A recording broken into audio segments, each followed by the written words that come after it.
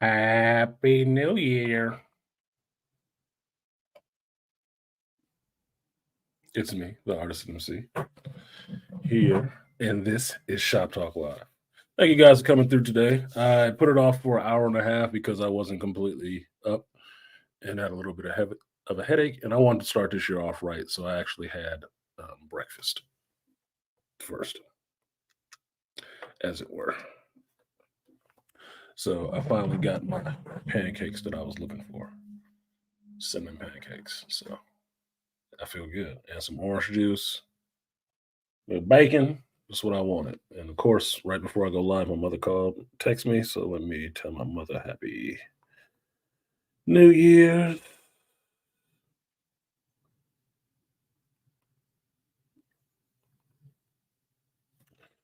All right, now that's done.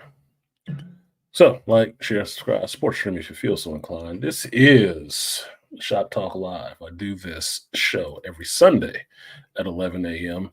Yesterday was an on call edition, which means the show got delayed at least 4 times, I believe.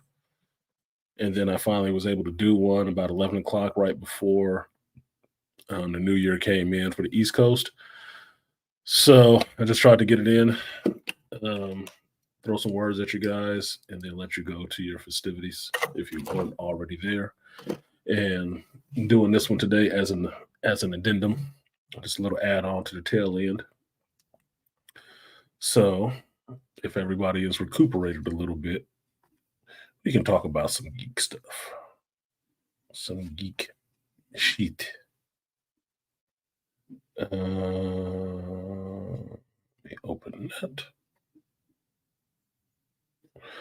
All right, goody.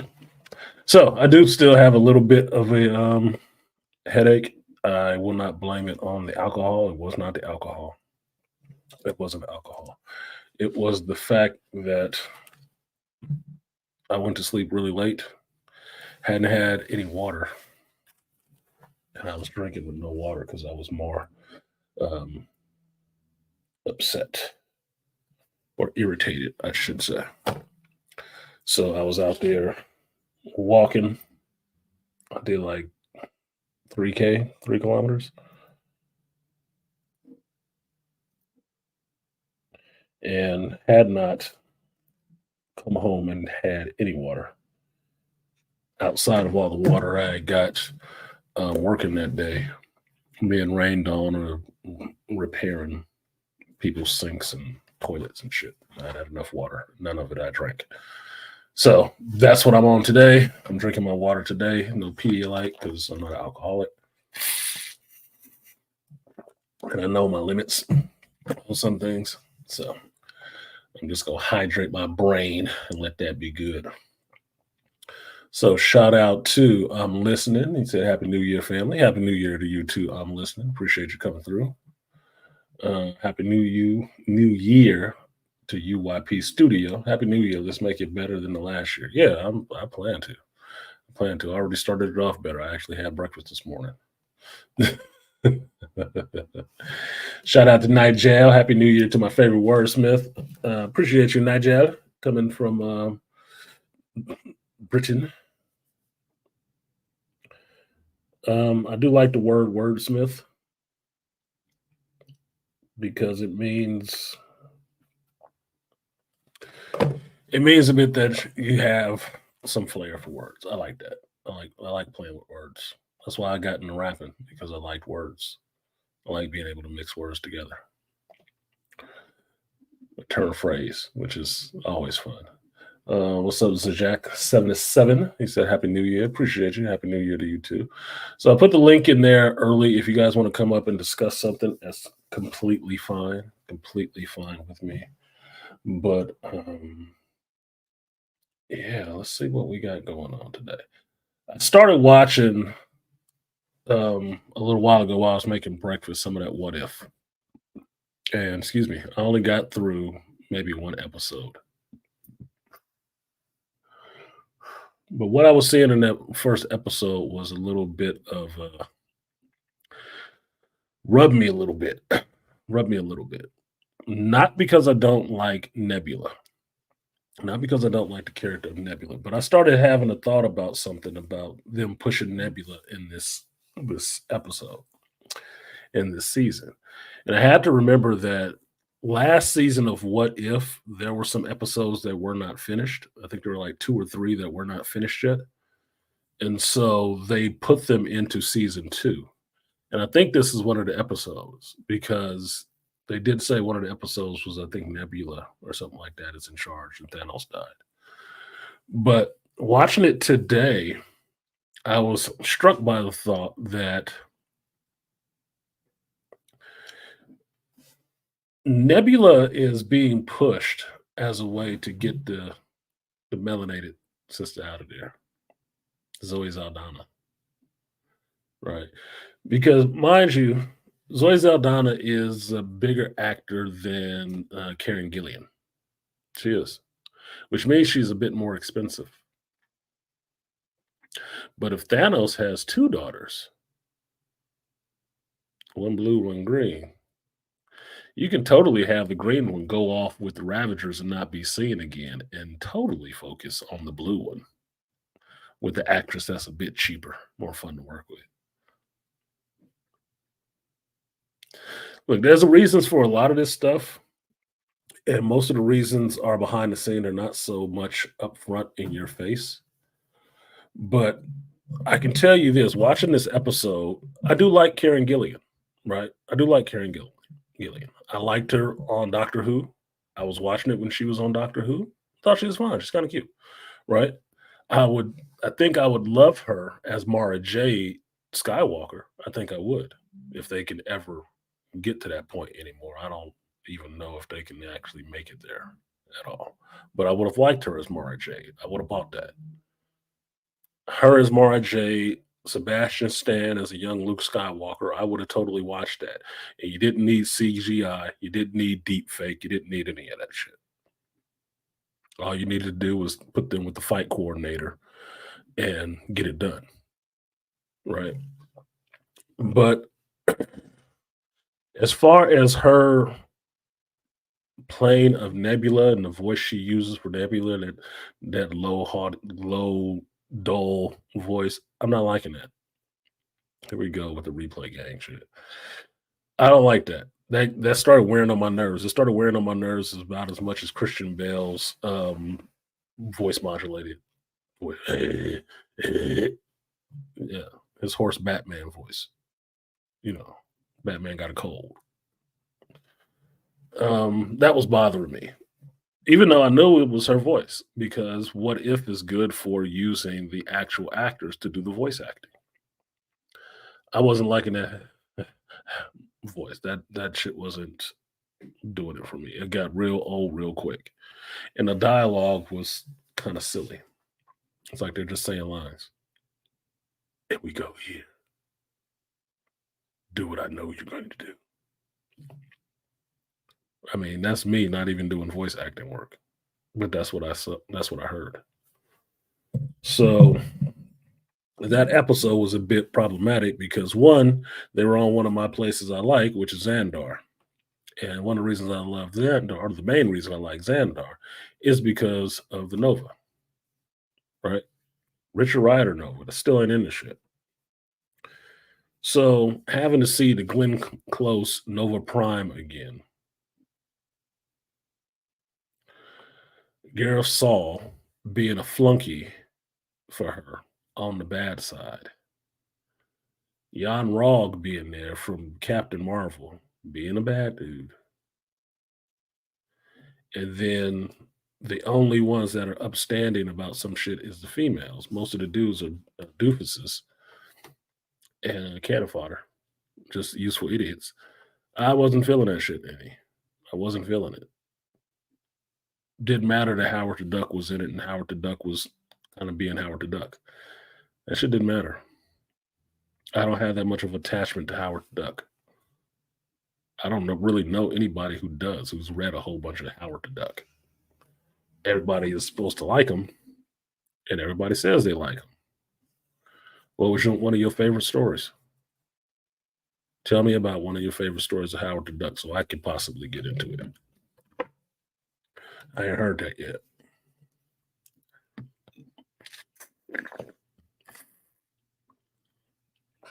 So this episode was kind of falling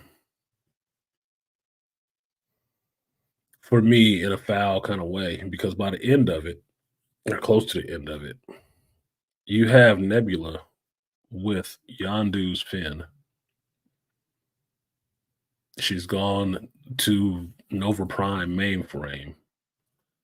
So, what you guys don't know is that Xandarians have a world mind as well, right?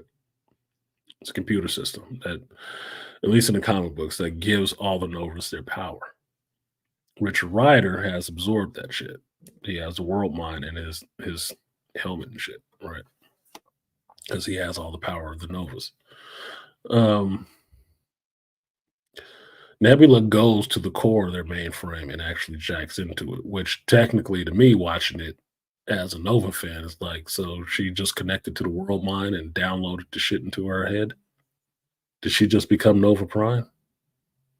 Now the scene goes away. Some other stuff happened, but by the time you get to the end of the episode, she does take control from Glenn Close's Nova Prime and puts herself in charge. So now she is Nebula, Nova Prime, with Yondu's fin and arrow. I'm like, how much shit do you got to take from people to put on one character? I know it's a what if, but what kind of flicking the bean shit was this? Who thought up this idea? Because you got Taika Waititi in it as Korg. He's there. You got Groot there. That means Vin Diesel was there. What? She's basically the hero of a problem that she created herself. It was a triple cross. Bullshit. You smarter than everybody. Anyway. So I wasn't really feeling that. That one was kind of rubbing me a little bit, the wrong way. But I will watch the rest of What If to see what's happening. And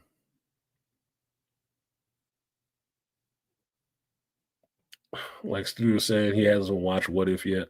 I might do a watch for it after this stream. I might just do a watch party for it and open it up so you guys can come in. I'll just watch it with you guys and binge it because I don't really feel, from what Dr. T is telling me and my feeling on it right now, trusting my instincts, I really don't feel like doing episodic reviews of that shit. I really don't. I'd rather watch it in one go and be done with it. Unless something really just jumps out at me that I feel like I need to really be talking about it episode by episode. It's all out now. So I might as well binge it and get it over with. At least I believe it's all out now. Let me check real quick so I'm not thinking about this the wrong way.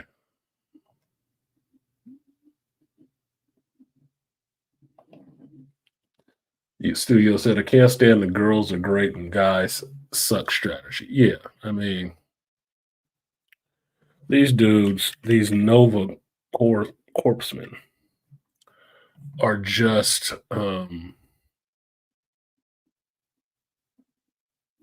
the Percy Jackson came out. Okay, I want to watch the Percy Jackson now. I might do that episode by episode. Yeah, it's all out. It's all out right now. 9 episodes of this shit. Every thumbnail with some chicks. Well, like, this is season of the legs, huh? 30, 30, 30. 1 hour, 2 hours, 3 hours, 4 hours and 30 minutes. 4 hours and 30 minutes. Hmm. This is how I have to look at stuff, y'all. That's why when you ask me to watch something, I do put it on the list of things to watch, but between what 6 or 7 streaming services and theaters, I have a lot of stuff to watch. That's a lot of hours spent watching, thinking, and trying to review stuff. What if Peter Quill attacked Earth's mightiest heroes? What if Happy Hogan saved Christmas? What if Iron Man crashed into the Grand Master? What if Captain Carter fought Hydra Stomper? Uh,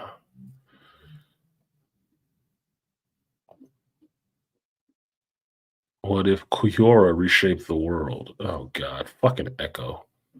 This is what Dr. T was telling me about.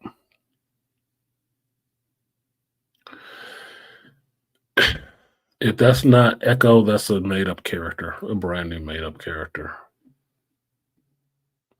What if Hela found the 10 rings? She wouldn't have. What if the Avengers assembled in 1602? Don't ruin that. That was a great story. Don't ruin that shit. Strange Supreme inverted. Okay, so every dude is gonna be bad or gonna go bad outside of a couple of exceptions where they can do some good shit. And then everything else is women centered. Well, this is like par for the course for freaking Disney, being that this is the same way that Star Wars Visions went, completely centered on females. It doesn't mean some of the stories weren't good, but you do sense a theme, and the theme ain't for you. The theme is apparently that the girls never liked Star Wars and they need a reason to like it nowadays. Dumb. Dumb, da, da, dumb, dumb, dumb. Anyway, y'all let me know. You watching this What If season 2? You plan on watching that shit? Because I'll watch it, but there's a bunch of other stuff I really do want to watch more so than that. I really want to finish out Blue Eyed Samurai, which I have not. And that should be more of a priority to me since I'm reviewing that. I've actually got a couple of people to actually watch that series now.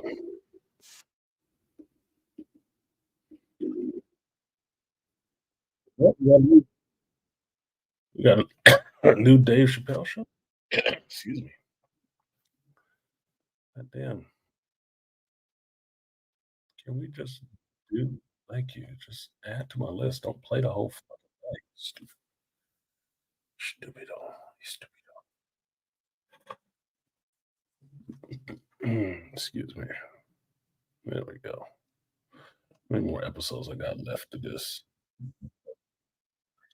so far? 5, 6, 7, 8. It's like 4 more episodes of Blue Eye Samurai. That is 2 hours worth. What up, Pragmatic? It's about 2 hours worth of content to watch just on one show. So, like I said, I have to watch a lot of stuff. I don't usually have a lot of time between work and actually watching the stuff and reviewing it. Yeah, Studio said he might watch is not a rush. No, it doesn't seem like it. Look, like I said last night, they couldn't even do you the justice of giving you a trailer to remind you that it was dropping at the end of the year when nobody is paying attention. How did you not? How did Marvel find the time not to advertise something to steal the shine from DC, from Warner Brothers? How did they find the time not to do that? That's like they stock and trade. Every time DC has something coming out that they should be really excited about, Marvel drops some trailer or something like that to pull all the smoke out the room, pull all the air out the room from them to focus on a Marvel property. How did Aquaman 2 come out, kind of bomb, and then What If season 2 come out and you don't even hear about the shit? No advertisement. I didn't see any advertisement for it. How did that happen? It must know its shit. It must know its shit. Just saying. P Dub in the house. What's good, P Dub? Pragmatic Prime. To all are one. So I'm not worried about that. I'm really not worried about what if. I'll watch it. I really did like first season, but there is no overriding interest to just run in and watch this season. There isn't for me. So I'll watch it in my time, in my leisure, and I'll talk about it with you guys eventually. But that it's not a rush. It's definitely not a rush job. So like, share, subscribe, sports stream if you feel so inclined. So on to other stuff that I am watching and am enjoying. Reacher season 2. Now I finally got caught up to episode 5 with Reacher, and I am enjoying this season. And I told you the funny part about this season was that I ended up in a conversation with my regional manager about this show. That he didn't know that I do reviews and stuff, like movie reviews and stuff like that. And we got to talking about movies and got on to Oppenheimer, which he had recently saw and really enjoyed. And me and him were having a good discussion about Oppenheimer. But one of the other shows that he was watching was Reacher. He said he loved it. And I'm like, now you have to imagine this my regional manager kind of looks like a taller Mr. Magoo with no glasses. To me, he's an older Caucasian guy, right? Small hair, whatever. Bike rides, healthy, funny. Found out he's a Scorpio. His birthday is like 5 days after mine, so he automatically in the club, as far as I'm concerned, right? But we had that conversation about Reacher, and we were explaining to each other what we really liked about Reacher and Reacher season 2. And one of the things I really enjoyed about this season is seeing Reacher, interact with people kind of on his level, right? His crew, his special investigators. I'm enjoying that. I am enjoying that. So much so that if they wanted to do a spinoff with just the 1/10 special investigators, I'd watch that. I'd watch that show. And here's my pitch for it. It wouldn't have to center on one place, Reacher, or anything like that, because Reacher is out wandering the earth like Cain in Kung Fu, right? No, you could just check in with Neely, and then if it wasn't killing them all off, um, bounce around to the different members of the team and what they're working on. Since they all end up being some kind of investigator somewhere else. Now, being what's happening in this season, spoiler alert, some of them are getting killed off. You can go with them in a sense, rebuilding their own special investigations group. Maybe pulling from ex-military people.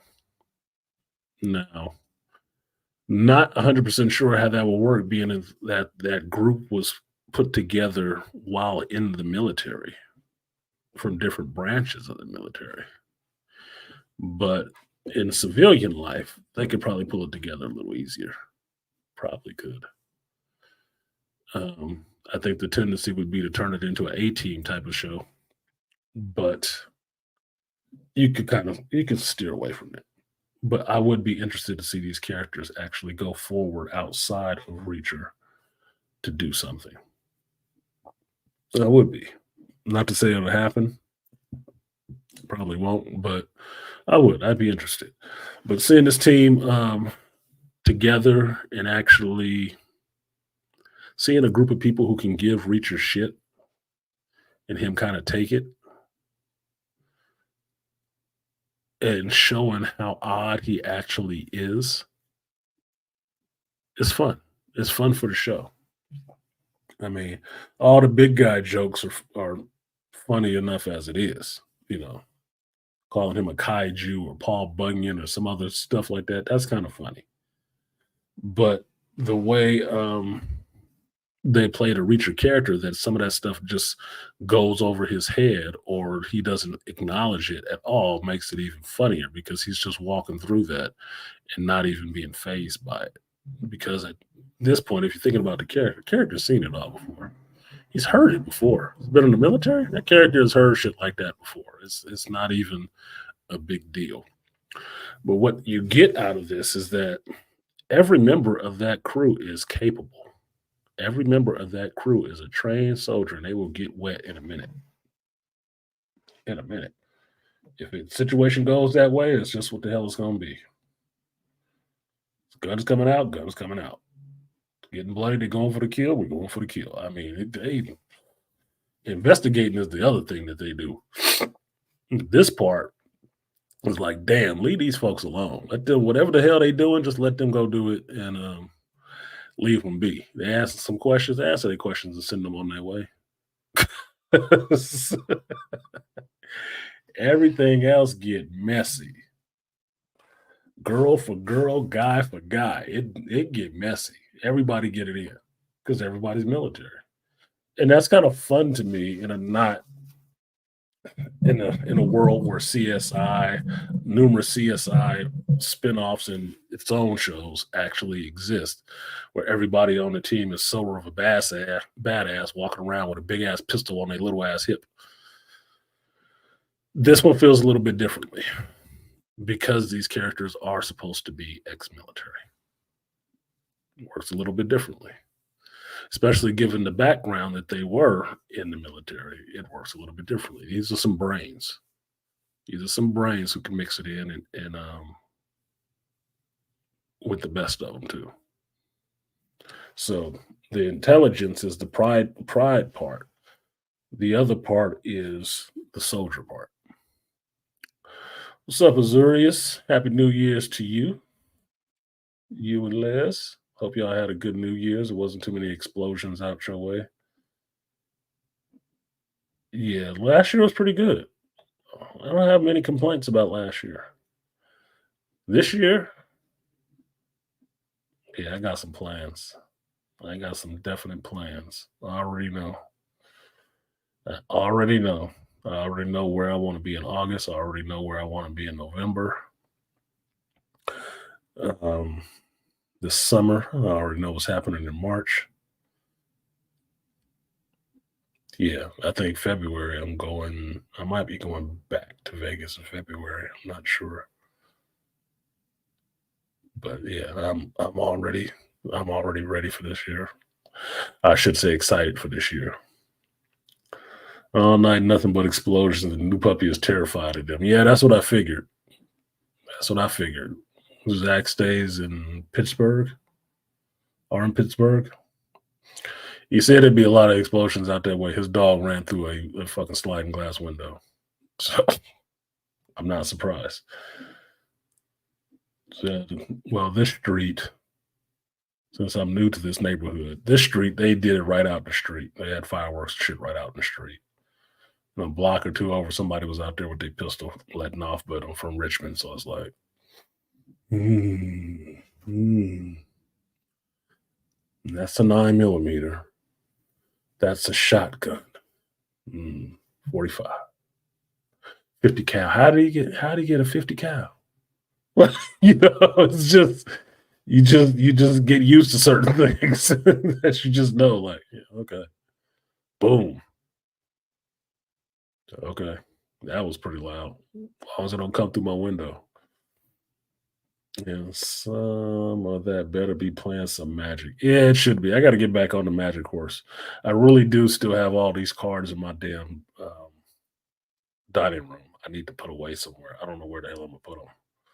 Maybe I hide them under my bed or something like that. That'd be funny. Be funny to have Magic cards under your bed while you banging some chick out. Wait, I thought you fucking mess up my Magic cards. Got fat packs under there. My parents are right next to the Iron Triangle in San Pablo. Going down. So I get the feeling the gunshots are nothing more. Yeah. It's just gunshots. Iron Triangle, it's just gunshots. I'm too close to North Richmond. I'm just saying. In Central. You're right in the middle. It's going to be a lot of bullshit happening over there. But I'm sure they survived. Thankfully, these motherfuckers was probably shooting up, not straight down at an angle. So that's good. So, rest of Reacher. One of the things I'm really enjoying about the show outside of seeing the team is seeing that I think Tom Cruise still owns this shit because it's produced by Skydance, which is kind of Tom Cruise's shit. And I'm like, that's really smart business. That's really smart business. Really smart business. Yeah, I don't have to be the lead role, but you can option the show as a series and knock it out. Yeah, I'll get some producing credit on it or let my production company do it. To still get paid off of that character. Why he's still running around as Ethan Hunt or whatever else you want to do.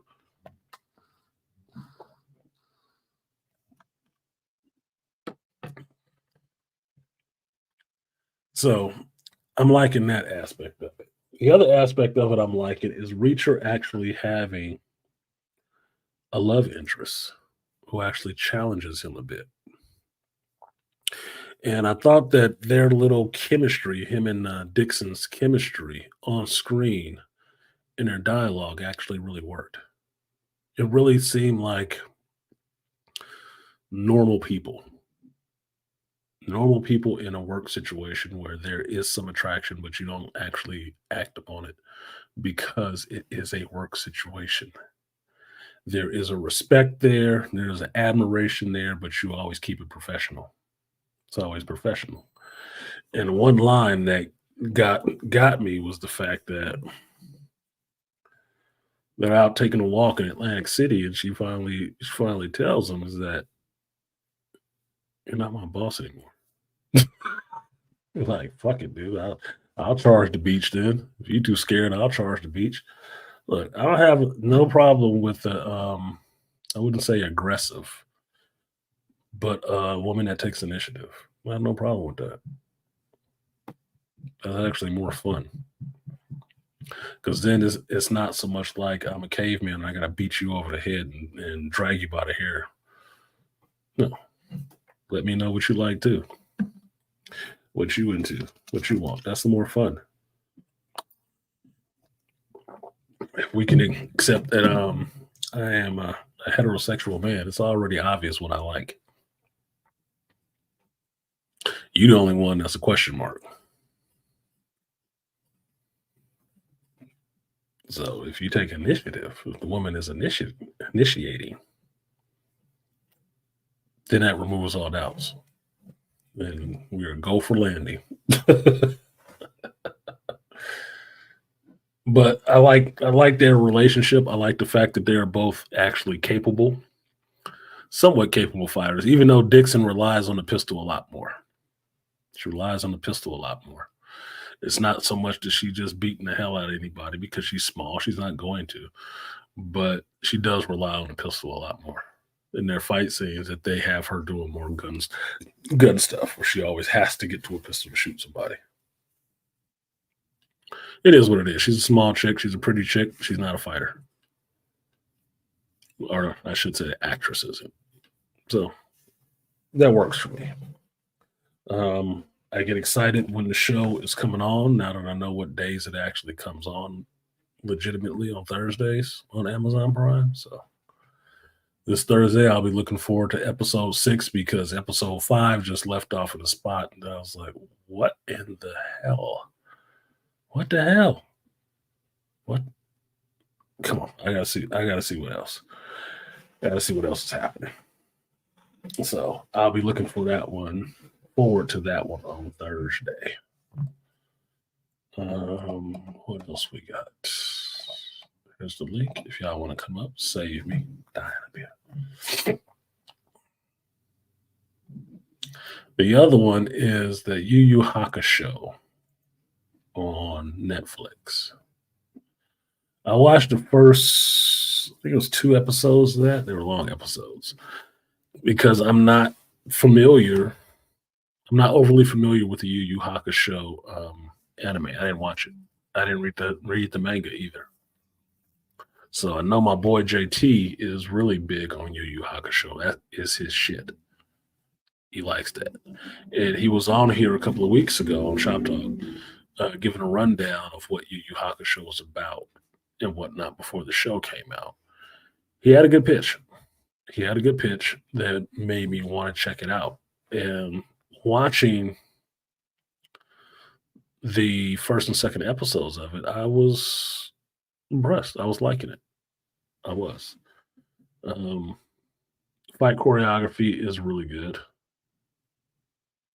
Special effects mixed with the live action stuff is working for me. It looks like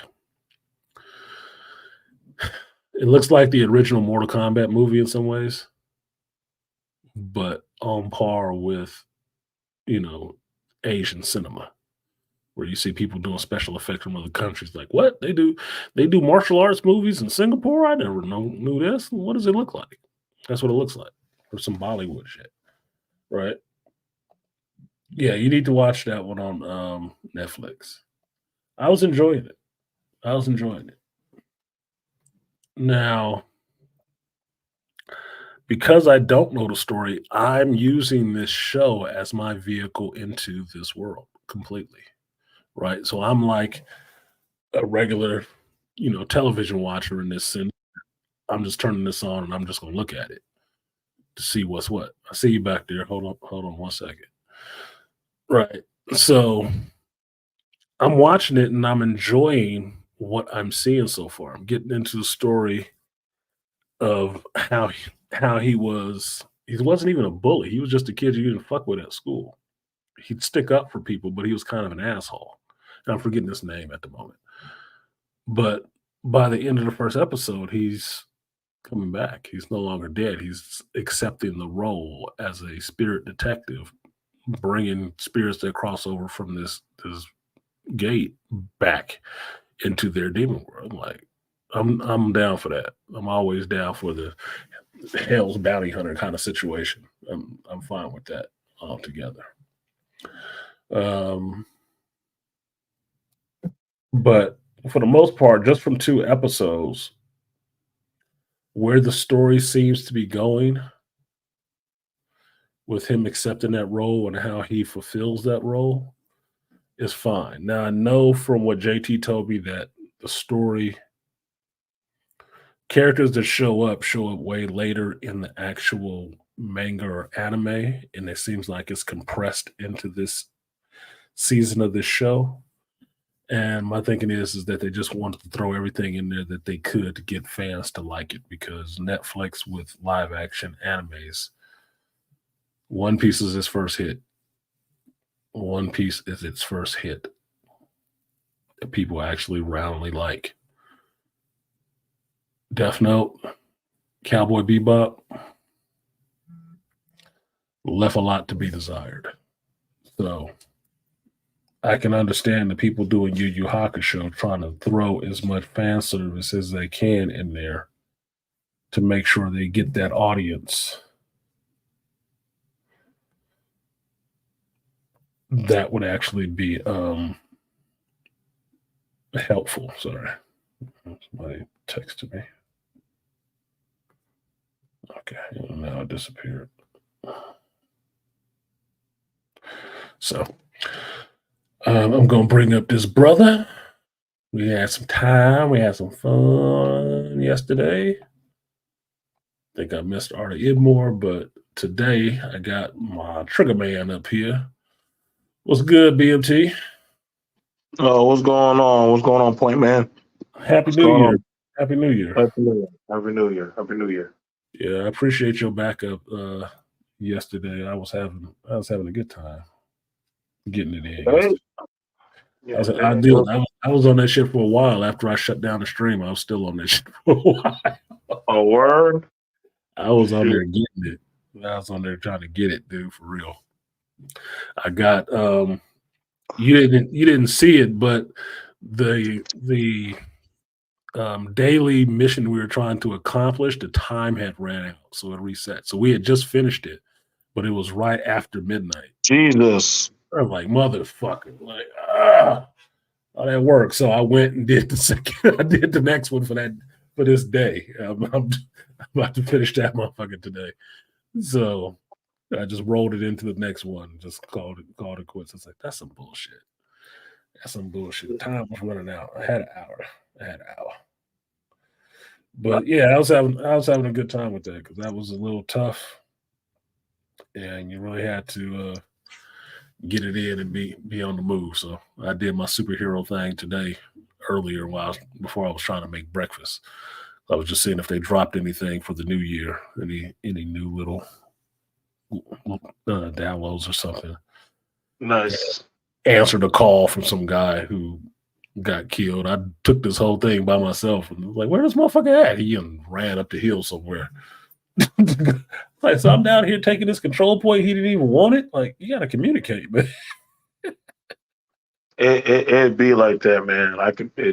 It's like that sometimes. Like some people they'll call for help, but I don't know, man. They just they'll just be scary.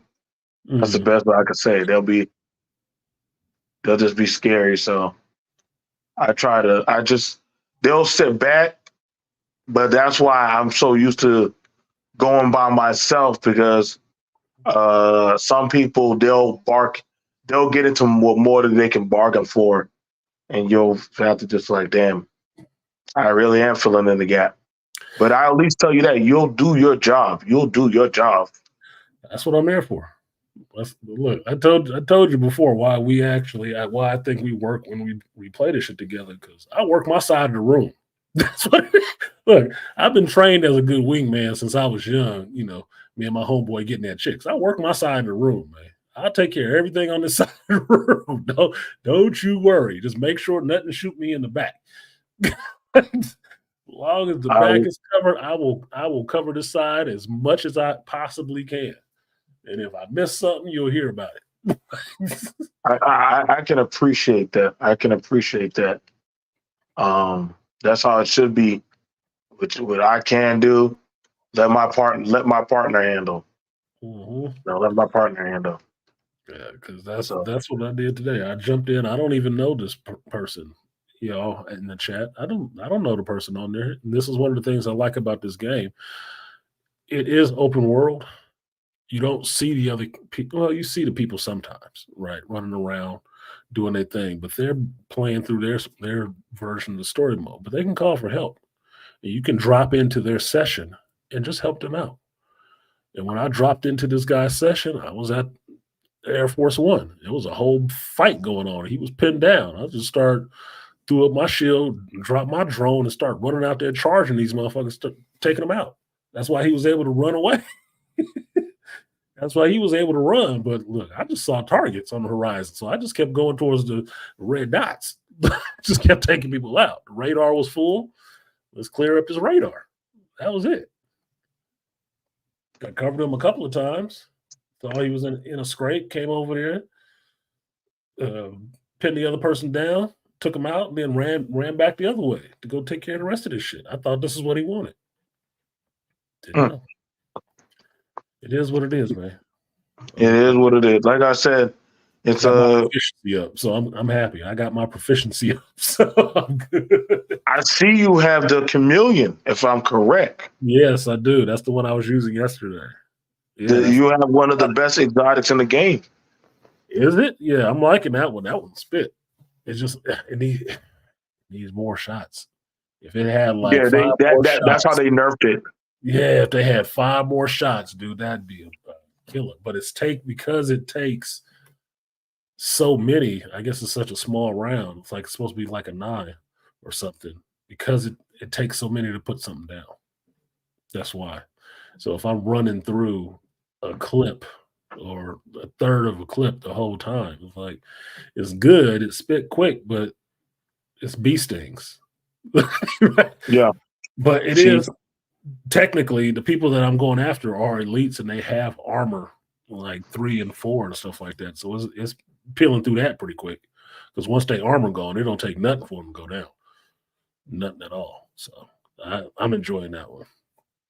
Yeah, man. Like I said, You're doing good in your progression. Move at I always say, move at your pace. Just that's where people get lost in the sauce in a game or something like that. You got to move at your pace. Mhm. I was like I said, uh, I was the listening to everything you were saying. Um, yes, the you. I wish your friend was also on here, but I also wanted to also talk with him about it. Also, Mhm. the one who you had up here for anime about the Yu Hakusho. Yeah, That was JC. Yusuke. Your Meshi. Um, I'm a huge fan of that. That's actually one of the first. And I've actually watched that show 8 times over. Mm. Um, uh, am I glad that they're making live actions? Yes. Do I understand after the way how successful One Piece was? They're like, what else can we hit? They've already done plenty of live actions, Attack on Titan, different other stuff. Death Note. They've done a lot of live actions. Um, this one right here was definitely an accordion mashup, Mhm. and it was not something you could really. They try to fit at least 3 arcs in 5 episodes, which shit is for comic book ways in a comic book style. It's like when they had it where Thanos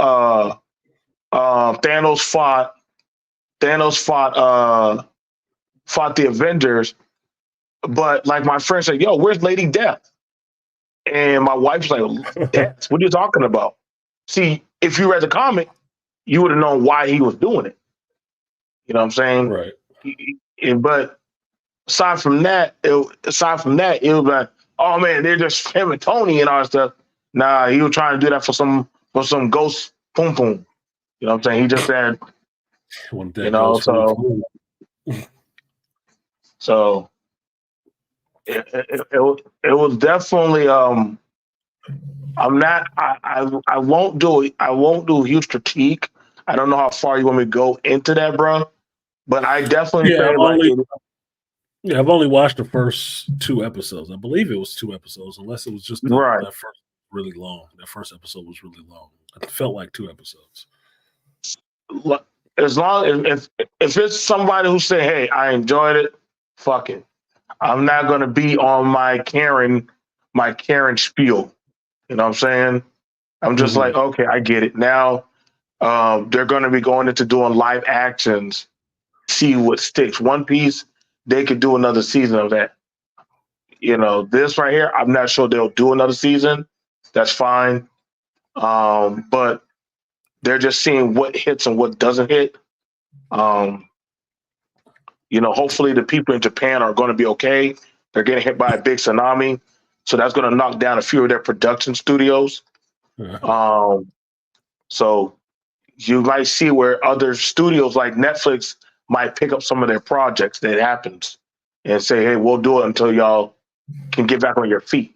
But yeah, if you're enjoying it, I ain't got no qualms with that, man. Yeah, no, I ain't I'm got no enjoying. qualms with I'm enjoying what I've seen so far. So I've watched worse television. So that.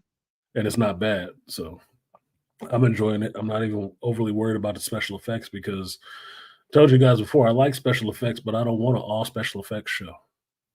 That doesn't interest me. I need something real in the show, and that's why I'm enjoying the wire work and the fight scene because the fight scenes seem brutal. Like people was getting messed up. It looked like some old school fucking Ultraman shit, but it Nice. was Shout out to creative. Ultraman. Yeah, it was some creative shit because I some of can these people appreciate actually that. get the ass kicked. Some of these I people can was actually appreciate getting that. their ass Like kicked. that is something I am appreciating from the live aspect that you are seeing our protagonist, Yusuke. He is not easily winning these fights. Like he is definitely getting drugged through the mud on some of these fights. Not saying that he's sucking, But a lot of people are like, well, man, why is he doing it, doing that? Well, he's just starting out at the job. Like, no rookie cop is just gonna be going around doing flips and everything. They Hmm. gotta go to the wire. So I can appreciate you're taking a high schooler, you're not expecting them to be going through and being Billy Bad Boy.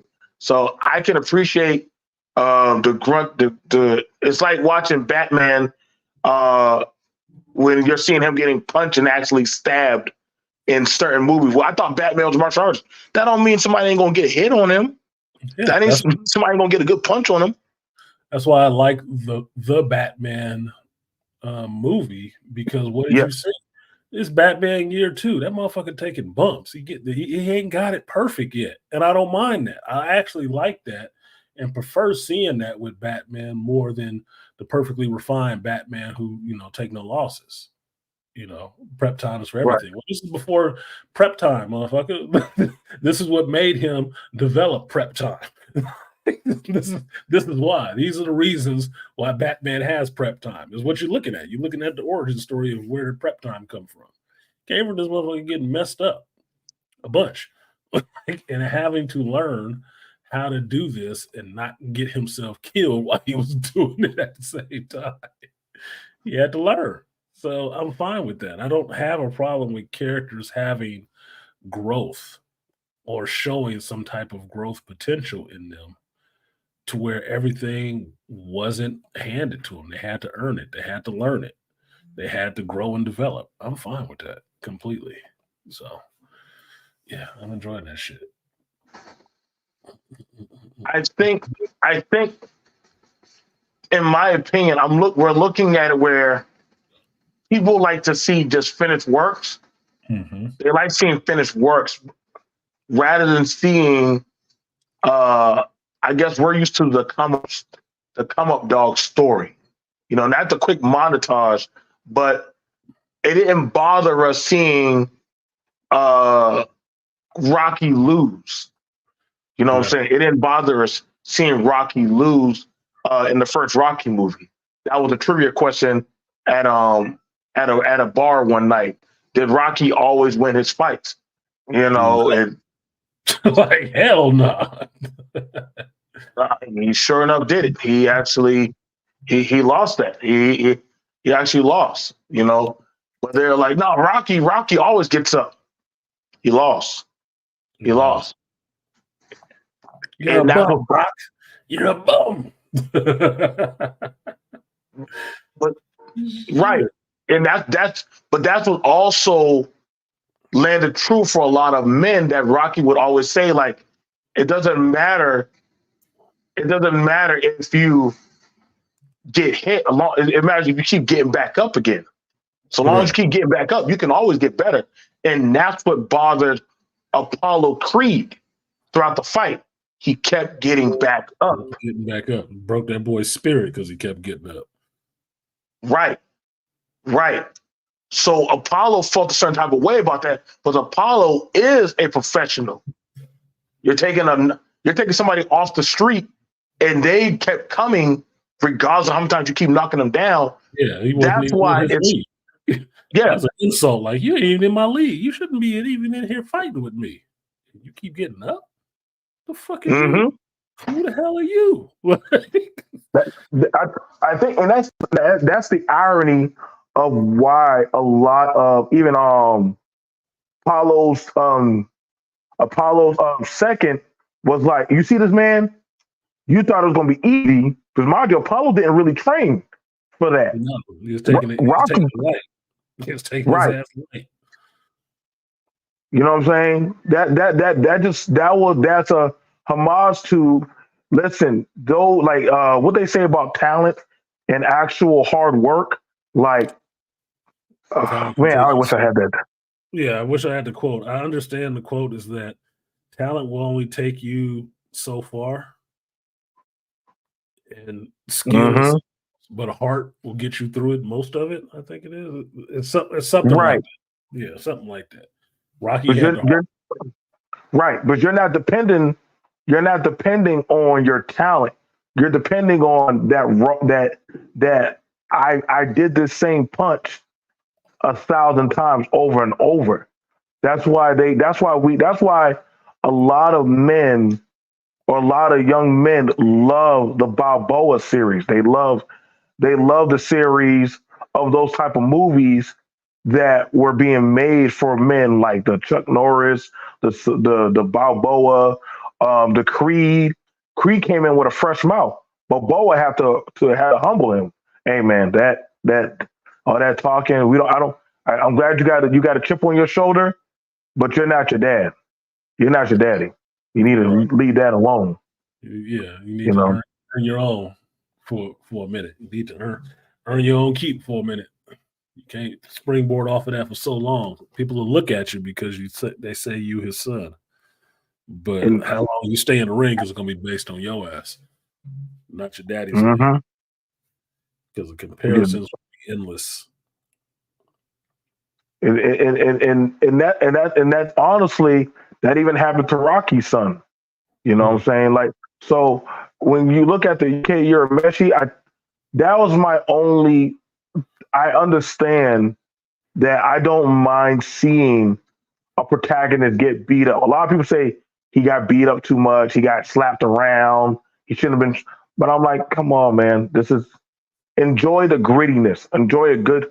They actually have a lot of schoolboy. If you ever seen a good gym, you ever get to find it. Uh, it's called School of Crows. I'm not sure if you ever seen that, but I School. know you like a good School of Crows. It's about a yakuza boss. Um, he tells his son that he can have his gang if he conquers the school that he conquered years ago.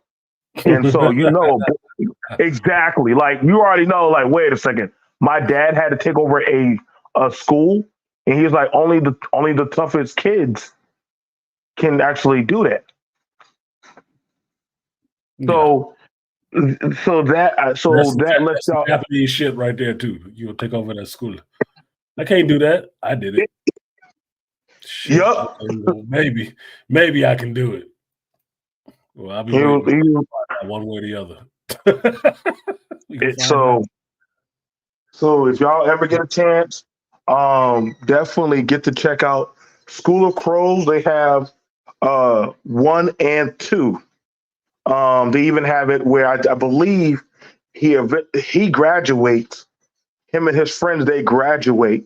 I'm not going to tell you how it goes down or how it ends, but it is very. If you want to see a masculine guys type of um, schoolboy movie where you talk about camaraderie, friendship, and hard lessons, and some very gory, brutal schoolboy brawls, School of Crows. That'll get your blood pumping. You might find yourself swinging at the ear a few times, but I like that. I enjoy those types of movies. I do. I'm writing Um, it down right now. yes. I'll fuck with a Yakuza movie. I watched Jared Leto with a Yakuza movie. Oh, yes, yes, Like, yes. shit. I'm trying to tell y'all, man. Them Yakuza movies, they're just built different on how them doing it. But that's some of them boys. They choose that as the career path. They choose that as a career path. I'm going to be go be a workman, a salesman, or I'm going to go to high school, or I'm going to just work my way up the ranks. Well, That's just. that is why I like the anime Gungrave. Anime Mm, Gungrave, that's what it is. Is Brandon Heat and Harry McDowell are oh both shit. orphans on the street, and they have their little crew of friends that they meet on the street, just homeless kids, right? But they build themselves up and find a way to get into what is the mob, what is the Yakuza, and make themselves into somebody. It just so happens Harry want that shit a little bit harder than Brandon do. And Harry ended up taking over the organization completely. And he grows the organization. He doesn't let it, I just want to be in charge so I can be in charge. No, he grows it. He makes it bigger. He makes a shitload of money. But he goes away from who he and Brandon were when they first got in there. And Brandon is committed to watching his back because that's his brother, that's his friend, right? And his friend actually kills him. And even in death, he comes back to stop his friend. And even then, in death, coming back to stop his friend, he still couldn't kill his friend. He loved him too much. Still couldn't kill him. He does get killed, but he couldn't kill him. But that's what that whole thing is about. It's about a pair of people or one dude caring for somebody enough that he would actually go through and come back from death, put aside the woman he loved, all the rest of that shit to be there for his homeboy, protect his homeboy. Like shit, that shit was deep, dude. It's depressing as fuck. It can be. It has a really good soundtrack, but it's more jazzy stuff. That's slow and melancholy sounding. But it's a good fucking story. It's a good story. They did, like I said, I enjoy stuff like that. Cowboy Bebop, not that Netflix shit. No, I enjoy but I that's the same way how Spike and Vicious was. Spike was on the top of the totem pole of, if you hear that name, he's not coming to talk. He was just and he took in Vicious and, hey bro, I'm gonna recreate you and remold you, make you into something. You're gonna have the name Vicious after I'm done. No, they was boys. They was boys. Right. They was military. That was his boys, and what happened? A woman came between them. Yeah, Spike was done. Spike was done. He was like, I'm done. Yeah, like they sent him on a mission that he was supposed to die from. Like, fuck you, I'm out. And Vicious wasn't happy about that shit. Nigga, you left me. If in today's Western society, you can hear some shit like that and say, "Oh, them niggas was gay." No, that's not what that shit is. If you've ever been in warfare with a friend that you have been through war for, and I haven't been in war, I'm just going off of what I've heard from people who have been in battle together.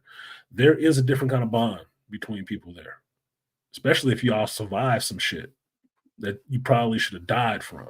There's a different kind of bond there. That motherfucker break code like that, leave you hanging. Yeah, you're gonna be salty as fuck. You're gonna want to look, man. It's gonna be fist to face the next time you see that motherfucker. It's gonna be because you're gonna be like, what the hell? What? Like, what now? And that's what it was with Spike and Vicious. Vicious just wanted to kill Spike. He was pissed. He wasn't overacting and stuff like that. At least in the anime, he wasn't that acting part. Vicious was cold. Yeah. That low voice that talked very little. No, I'll put you. You do all that screaming, hollering, and crazy shit. Oh, hell no, nigga. You don't die till I kill you. Wait, what the fuck? I thought y'all was cool. Yeah. What about that bitch? Yeah, you saw what happened to her too. Yeah, I killed her too. Like, damn, nigga, are you really vicious? Huh? Dude, he was something else. Vicious was to be feared, and that motherfucker walked slow through that whole movie. The whole anime, he walked slow. Didn't use a gun. He did not use a gun. That man, in the world of the Yakuza, he only using a sword. Motherfucker is a bad boy. He was covering a lot of ground with that sword, though. That was the problem. That was a whole problem. A whole problem. Oh my goodness. Yeah. I was like, how the fuck is he taking that many people with a sword, man? Like, y'all ain't hitting him? He wasn't afraid. At least with the sword, it'd be over quick. Yeah. But as nice as he was with the sword, Spike was nice with them hands and them pistols. Yep. There's probably the perfect teammates out in the field. It was. I got the long, you got the close, man. Somebody ain't gonna never get the drop on us. Yeah, they take care of shit. They get shit handled. Going against each other, problem, boy. You seen The Killer, right? John Woo, The Killer. Oh yes. Yeah, that's kind of what it's like. Two assassins will go after each other. It's gonna be a problem. I think that's why they say. I think that's why it's a universal saying in a lot of assassin animes and movies, even to the Wick verse, the John Wick verse, where they always say like, we don't get to choose. Our death is a cold one. Once you're in, you don't get out, man. You don't get out. Like people can say people can say whatever they want about how they felt about John Wick, but they all knew one thing. They all respect Baba Yaga. Whether they hated him or not, friend or foe, they had a respect They of they had him. they had a Yeah, respect for him and his accomplishments. They knew his story. I don't think right. John Wick was the one running around there telling everybody about his exploits. They heard about his shit. And they respected him and knew his face from that, not having met him, just knowing that's that motherfucker right there. That's that dude. He did that. Yeah, I do my shit too, but that was some superhero shit. And that's pretty much what he was. He's like a damn superhero of the assassins world. Like, think about that for a minute. Like, shit. Yeah, Everybody knew what the hell he was on. he was Stayed that. away because of it. That's why the table already knew of him. Everybody up from the top on down. They're like, John, you're getting too much at the table, man. Like that's what happens when you start rattling. You start rattling the table. They Mhm. can't ignore you. Either Yeah, they retire you out or they come for you. they come for you. And that was the problem. He was like, shit, it's only a moment before they come. That's why even Winston said, dude, they were going to come for you regardless. That Yeah, was that was a done deal. It was going to happen. It was going to happen. That's why I was really interested. That's why I made my best of 2023 list, because that story developed from that first movie up until that fourth movie was so interesting and engrossing that every episode I tuned into every part of those movies, every one of those movies, because I wanted to see more about that world and those characters and that story. It wasn't just about John Wick after the first movie. By the second movie, I wanted to know more about the Continental, and they were telling me more about the Continental. And then you found out there's an international, and there's this and that. Like, what the fuck? I gotta hear about this. And then you got into that one. You heard about the table, right? The high table, and how this whole mhm. Assassin's world is set up. Like, what the fuck? I gotta know about that. I gotta know about the high table, man. I gotta see what's going on up there. There's got to be some boss level shit happening there. And then you got it. Yeah, we got the whole city on.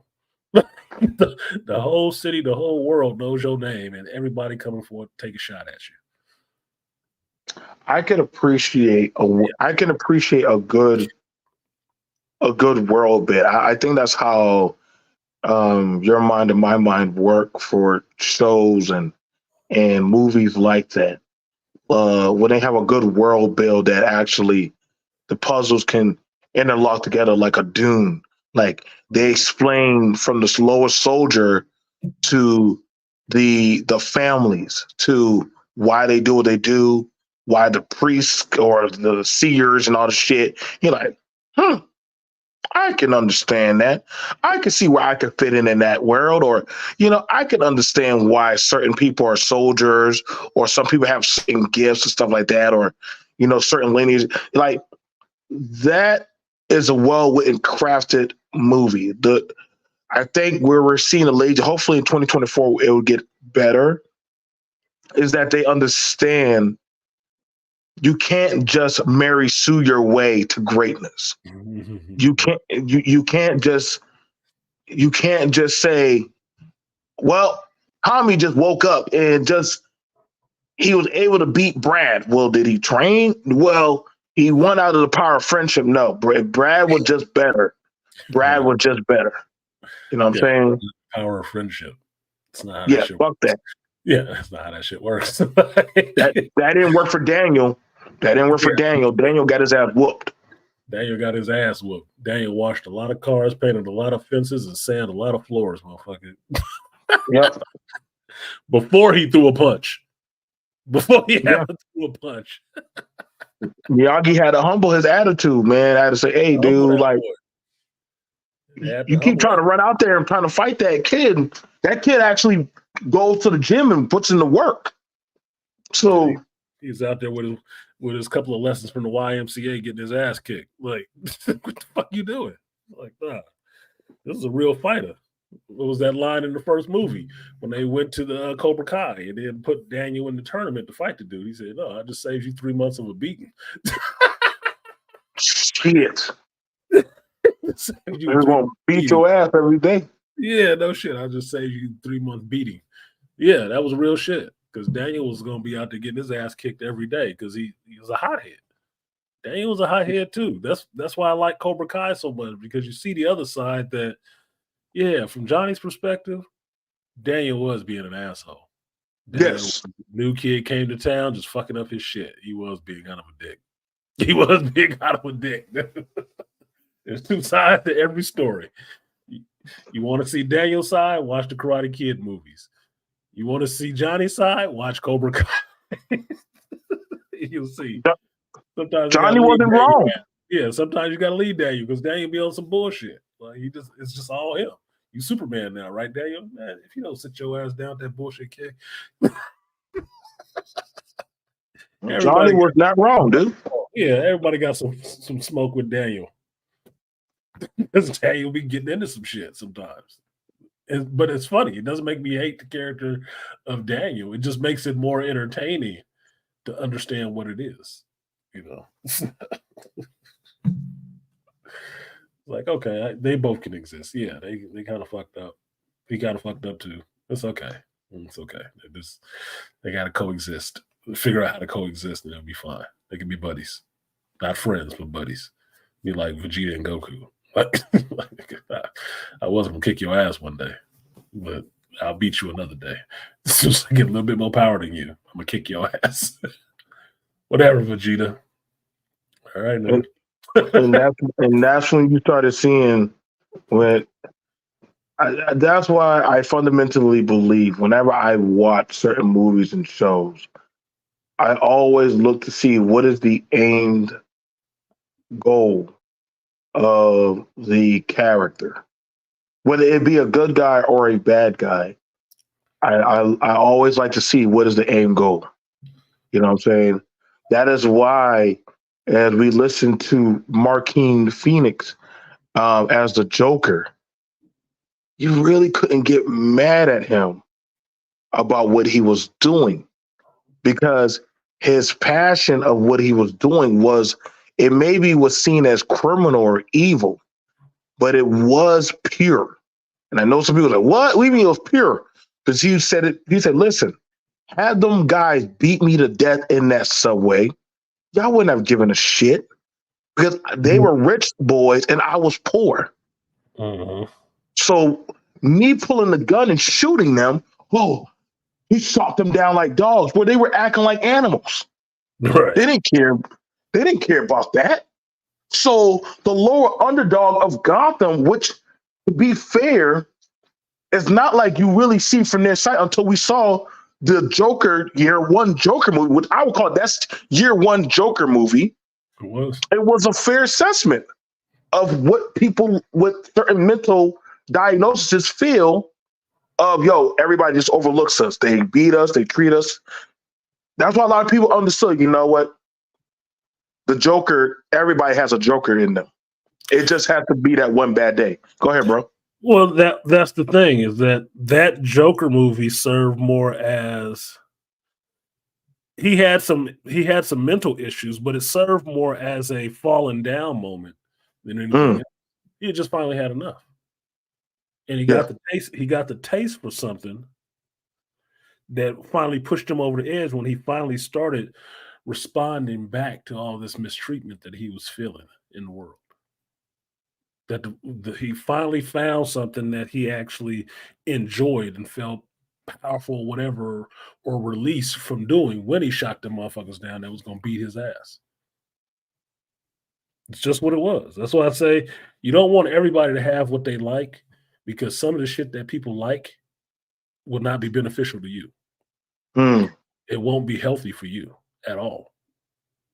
So everybody can't have what they like, because some people might enjoy splitting your fucking head because they don't like the way you talk to people. Jesus.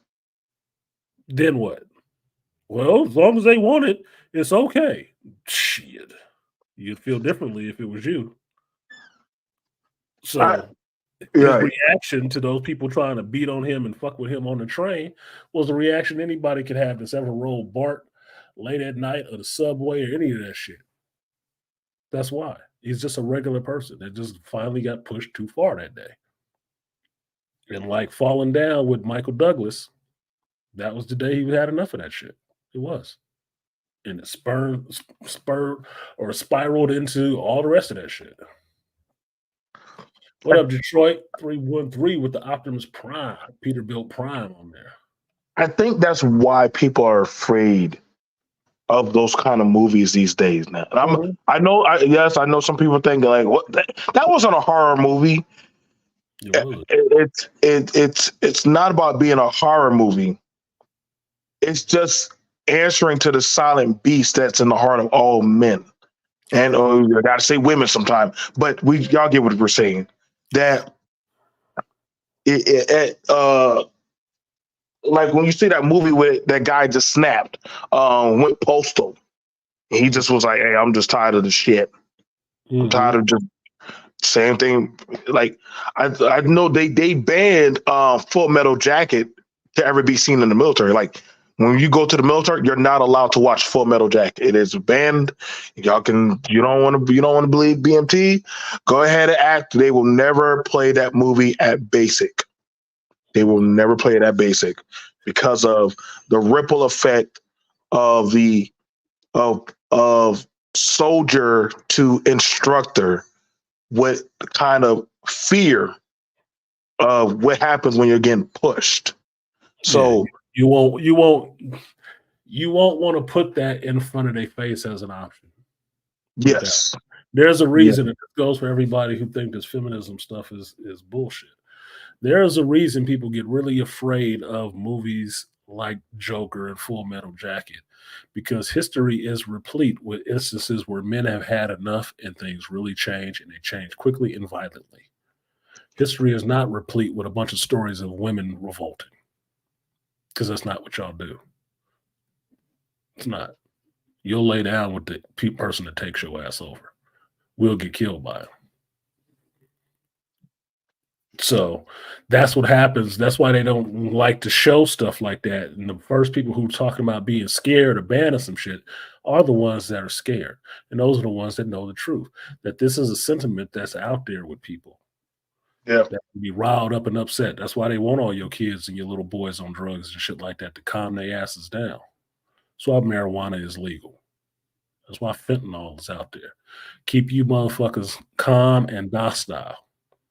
Don't need you getting riled up and upset. Oh no, that'll fuck up this whole apple cart.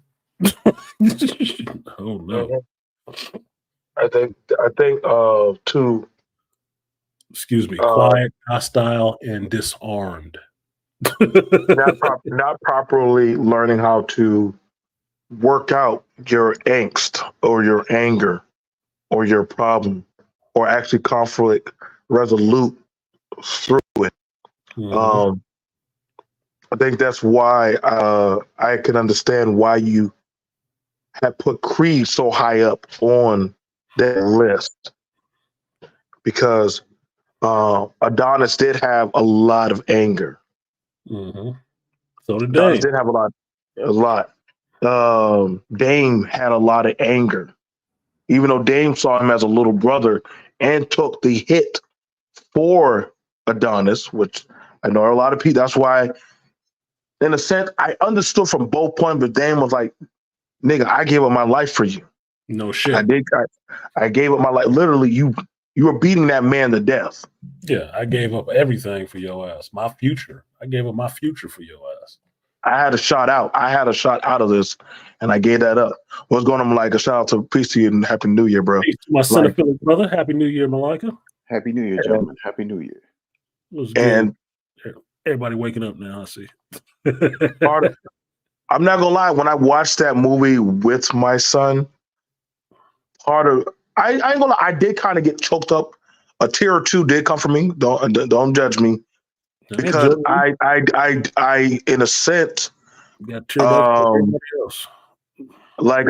but I did come from a background where a lot of boys from my area of Massachusetts. I wasn't born in South Carolina. I grew up in the streets of Boston. A lot of boys. I grew up in the crack era, so a lot of boys were not making it off the street. That's why they had a sentiment: you was a man if you made it to 21. So Yeah. a lot of boys were getting picked up or pulled over or jumped into the gang. So I could understand Dame, but I can also understand the Adonis the Adonis complex. And so I think that's why it probably hit more different for a lot of black men that were looking at that and saying, this is some Michael was writing this to us. This is his letter to us about there's two sides of a beast. So I understood why you gave it that. I feel like it could have gotten an award, but damn it, we know that shit wasn't gonna get no award. That definitely would have been no. It could have gotten an award up until the point of that Jonathan Majors case. That Jonathan Majors case derailed any awards for this movie. Because after the Jonathan Majors case shit came out, they was pulling the movie out of the theaters. Yeah, that was true. Like, I remember that. damn, this is fucked up because this is Michael's first movie. It's doing well. This shit came along and just torpedoed that shit. Like, fuck, dude. That movie was gonna make bank. It would have had a long run in the theaters. Long.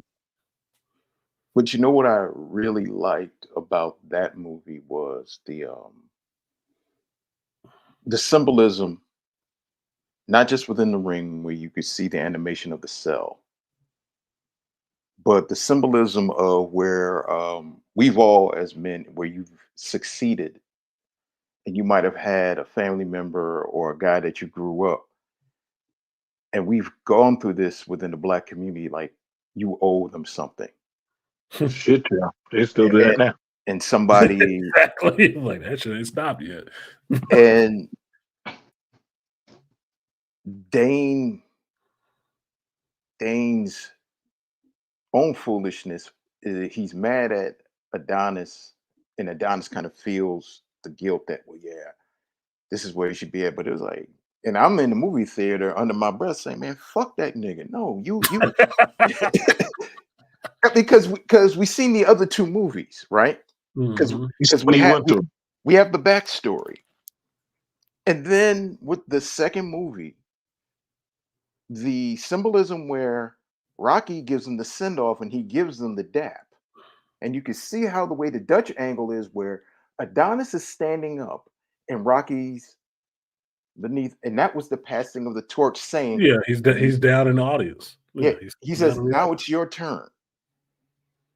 But then also you see in the third one, Adonis, and this is what I love. Remember I said this to you, Artisan? It shows a black man, he just wasn't a dumb palooka. Adonis from the first movie, thanks to Ryan Coogler, Adonis was he was an accountant? Or Adonis before then, yeah, he was. He was an accountant. He was working at an accountant company, yeah. And and his boss put him in the position that he was going to put him up. Now, Adonis retires. He goes into early retirement and he becomes a promoter. He takes Adelphi Sports and he partners up with Duke's son. And they make Adelphi Sports, not just a gym, but a promotion house. Promotion. And think about it, for Adonis Creed being I'm on a new level. For being he played it properly. He played his cards properly. And that's where I saw that. And you could see, if you were successful, and I remember seeing that in almost any black man, I mean, I'm not saying you're ultimately successful, if you've done something well, but when you have a family member or friends come over and you could feel the hate, you could cut it with a knife or certain things where you could see that. But it was well played and well stated because you smell that jealousy, like Coogner said in the Bay. You know what? I smell jealousy. Exactly. And I kind of, his wife said, yo, you better get this back. And that was the truth. But also, I felt some kind of way with his mom, but his mom was protecting him. Yeah, I was mad at her too for holding them letters back, but she was protecting them. But at the same time, it's like I had an argument with an old schoolmate from high school about this shit. It's like you cannot hide kids from the rest of the world shit that they need to know that will help them, because everything that you try to hide from them, they become victims of. if they don't learn it early. You can't look, there's too many fucking secrets like that will destroy people, that will lead them down the wrong path by no intention of your own, but by withholding that information, that's what makes them go down that very same path. Because you withheld the lesson. You withheld the information that would have told them, okay, yeah, maybe not this way. You know You what else? know? I'm sorry, brother. I didn't mean to cut you off. No, you didn't. Go ahead. You know what other scenes that I really, really loved in that movie, Brothers? The scene between him and his daughter. I love those scenes. I heard people cracking on that shit when the movie came out. People was cracking on them scenes. Like, I could have did a little bit less with the kid and stuff like that. It's like, are you What? fucking kidding me? Like, really? Wow. That's a father playing with his daughter. But also, that's a father. All right, the scene where the daughter's looking at his fight on the tablet, right? And he takes her to the punching bag. He's not just teaching her how to punch. He's having time with his daughter. But also you could see, all right, here was the best scene for me. One of my best scenes was at the end where his wife and his daughter are in the ring, and his daughter is playing with him like she's calling him out. And his wife says, she's calling you out to the ring. He says, oh, you call me out? And like they're playing around and she knocks him out. But you could see how the way he's laying down on the ground in 10 count and his daughter hugs him. And that's when I started to tear up, BMT. Yeah. That's when I started to tear up. Right then and there, that showed me that's what Adonis wanted. That's his legacy. Even though that he's a great boxer, he's a great businessman, but you figure this young man who was taken out from obscurity by Mary Creed, but then also he was taught how to be a man in and out of the ring by Rocky Balboa. But then also he used everything that he learned, his education, boxing, his business acumen, also finding a woman who loved him for him because he did. And he also, even though his child has this handicap, they don't care about it. Just that he also showed the love in his family. And that's why I'm glad that it ended on the fact of having a black man with this beautiful family. And the family is walking out of the ring together. Exactly. I will look at because the some things you have to let go, that, and what I mean by that, because my brother's friend went to juvie, and my brother was hung up on that, and my mom was like, you got to let that go, Sean, because you made a decision, he made a decision, you're going to have to move forward. If you want, you're going to have to move forward, I think. But instead she moved him down south. And some black men, and I'm a pull with his second was saying, hey, that man has a chip on. That's the first thing he told me. He said, yo, that man has a chip on his shoulder. He's not here for why you think he's here. He kept saying that over and over. He's like, yo, bro, I've seen that look before. He's not here. Like, you're blinded by something else that you think you're seeing. He's not here for that. Yeah, Duke's son was telling me that. Duke's son was telling me that. Duke's son was telling me, like, no, bro, I've seen that plenty of times. You just haven't seen it because when you're, sometimes as black men, we get that, I gotta save that person so badly. Fuck the logic. Even if it means I'm going to set myself ablaze, and that was something that the voice of reason wasn't going to click. So even though, or why he doing all that for the Latin boy? Why he doing his mom and all that stuff? However, look, I ain't give a shit about that. The thing about it was he's running a business. He's running a business. a very lucrative business. And that's something that as men, you got to learn. You got to learn this. He was mastering the craft of entertainment. You can't be a boxer all your whole life. You got to start learning. Hey, after so many blows, you got to start learning. Hey, man, maybe it's Well, time for me to start learning how to sell. You can't just be the dumb palooka. Right. The times are different. You can't just be the dumb palooka. Let me give a shout out to Two Triv. He's been in here for a while. He donated to the stream. Appreciate you, Two Triv. I said salutations. I reply. He said for support. Appreciate you, Two Triv, for supporting the stream. I will give you that 3B salute. Appreciate it.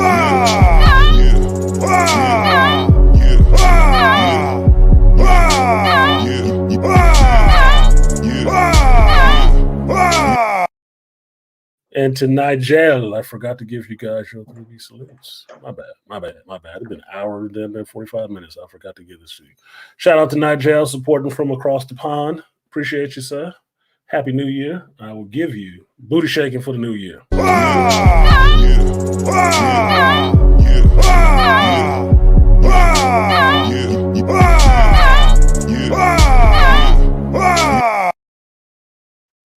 Tip your twerkstress. Tip your twerkstress. There you go. There's a tongue twister for your ass. All right, go ahead, y'all. I'm sorry. But that's definitely something of a hidden gem that Michael was telling a lot of men. Don't just get comfortable with just learning one thing of a job or career. He learned not just boxing, but marketing, promoting, being able to articulate and sell a brand. So that way he wasn't just, well, I'm just Adonis the boxer. I have other things that I am in. Same thing as the thing other than the wife hackling, you know what I'm saying? That was a little bit okay. Like you're not. I'm like, all right, man. Like maybe they're just trying to add that shit in with her. Like your child has a disability. The world is a cruel place. Children can be very cruel. Yeah, she has her issues with it. Put it that way. I kind of understand her point of view on it. Yes, she's married to a boxer. She might not like what he does, but it's who he is. She can accept that. It's not who she thought her child was going to grow to be. Right. So that's where that pushback comes. But that's a black mama. Look, First of all, you take martial arts really. First of all, you know what I got to say about her? What's that? She need to shut the fuck up because that man took your monkey ass from obscurity off of fucking took your ass from obscurity right off of Broad Street in Philadelphia. What would you be doing? A struggling fucking performance artist, yeah. And funding your shit. No shit. And funding. My thing is, he told you, hey, you want to move? Come with me? Yeah. Took your ass from here. And you out there and you living. So on his fist. Exactly. Now it's a problem. Yeah. Skin off his nuts. Inside that beautiful room where he has his trophy room and you have your studio. Your studio. Now here's the funny thing. You can't perform, but you can still write and produce for other people. Where would you be? I when she said that shit, I'm mumbling under my voice. I said, "Oh, get the fuck out of here!" Some bullshit. Some bullshit. See, that's what I'm like. Okay, dude. Like, see, this is where you see.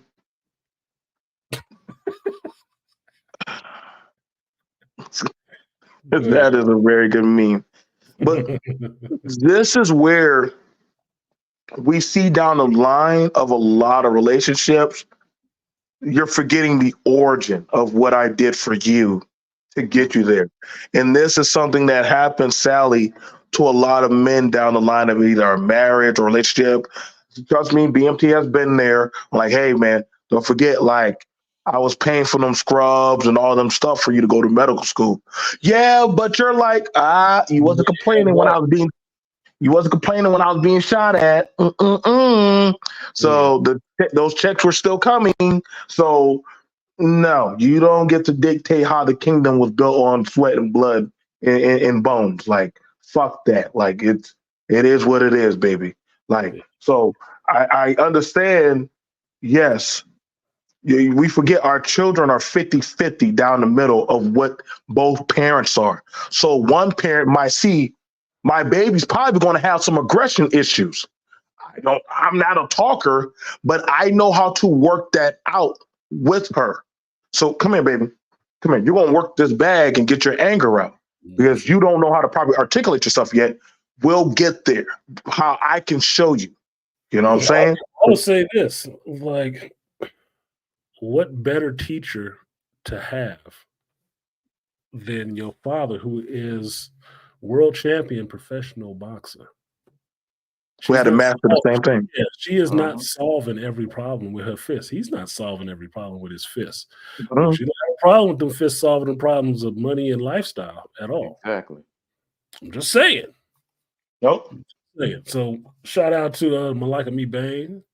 I saw he donated on the stream. He said for the Happy New Year. Appreciate you, brother. You on the panel now, so thank you very much. And I will give you your moniker. 3B salute. The bedrock of booty of bounce.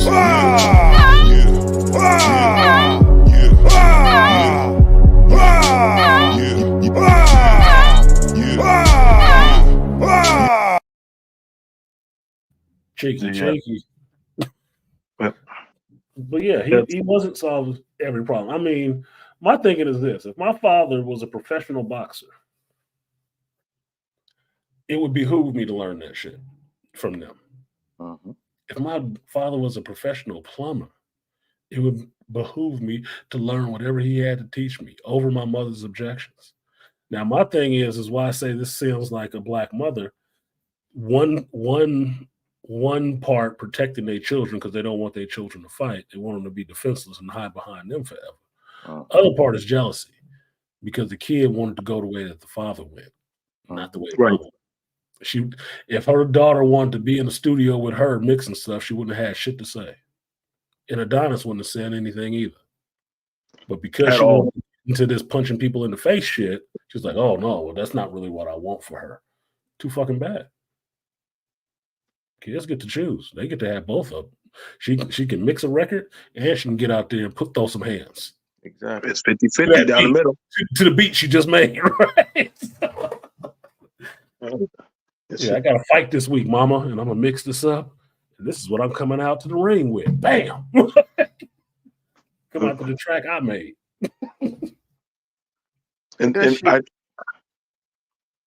But that shit just pissed me off.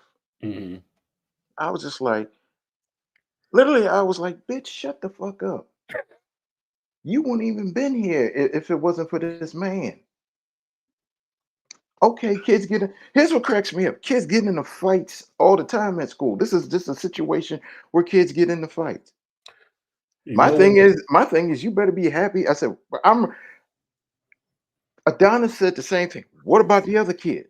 He asked about the kid. He asked about the other kid. Yeah, like any man would have said, well, what about the other kid? And then what's the name? Bianca, like, well, I would have gave her a look.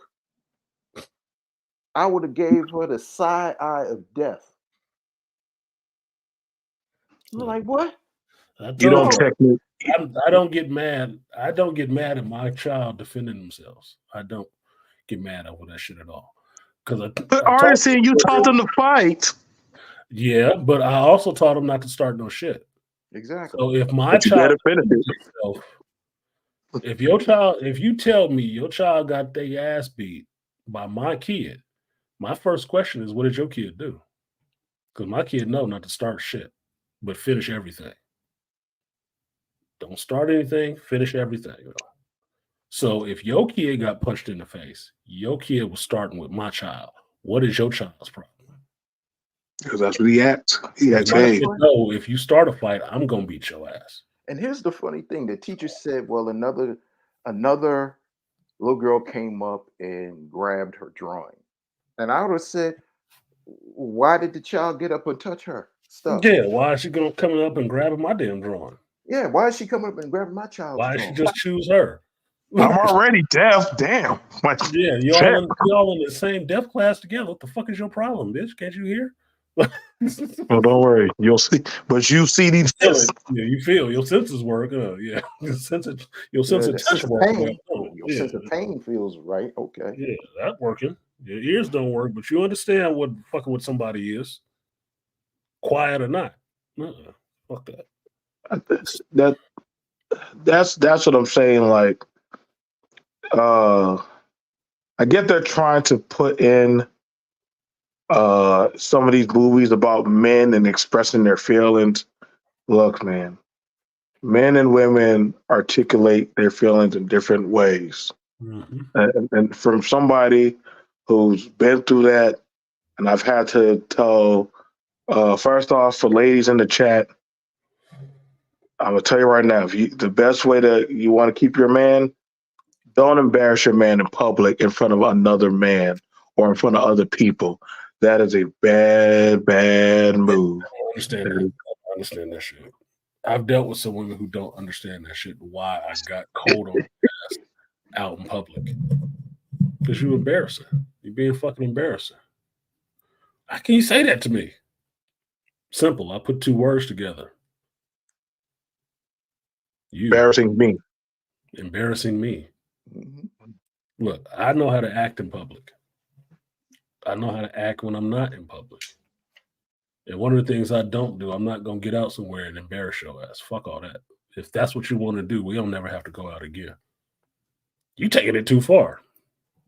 I'm taking it too far. You ain't taking it too far enough. Because I don't need to have these conversations. Just like that. We'll feel some kind of way. You just think you such and such. I don't think any of that. You think I'm such and such. I know who the fuck I am. It's not a thought for me. It's an understanding. I don't do that kind of shit. I would do that shit to somebody else. I will not tolerate it being done to me. You can forget that. But also, you know what else I like? Dane wasn't the bad guy. He was an antagonist, but he wasn't a bad guy. No. He was what I liked about what Michael B. Jordan did and what Ryan Coogler did with what Michael B. Jordan did with Creed 3, what Ryan Coogler did with Black Panther was they created antagonists that were not your quintessential bad guy for bad guy's sake, or these were men that were, I hate to say it and it sounds cliche, they were victims of their environment, products of their environment too. These were men that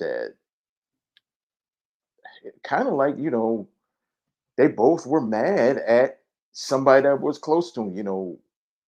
Eric Killmonger was pissed off that, oh, my family is this powerful group of people in this great continent that's hidden behind this holographic wall that can do anything and everything, and all our people sitting here. Yeah. Came and killed my daddy and just left me here? Yeah. Oh, yeah, fuck all of y'all. Like that sound like an Oakland.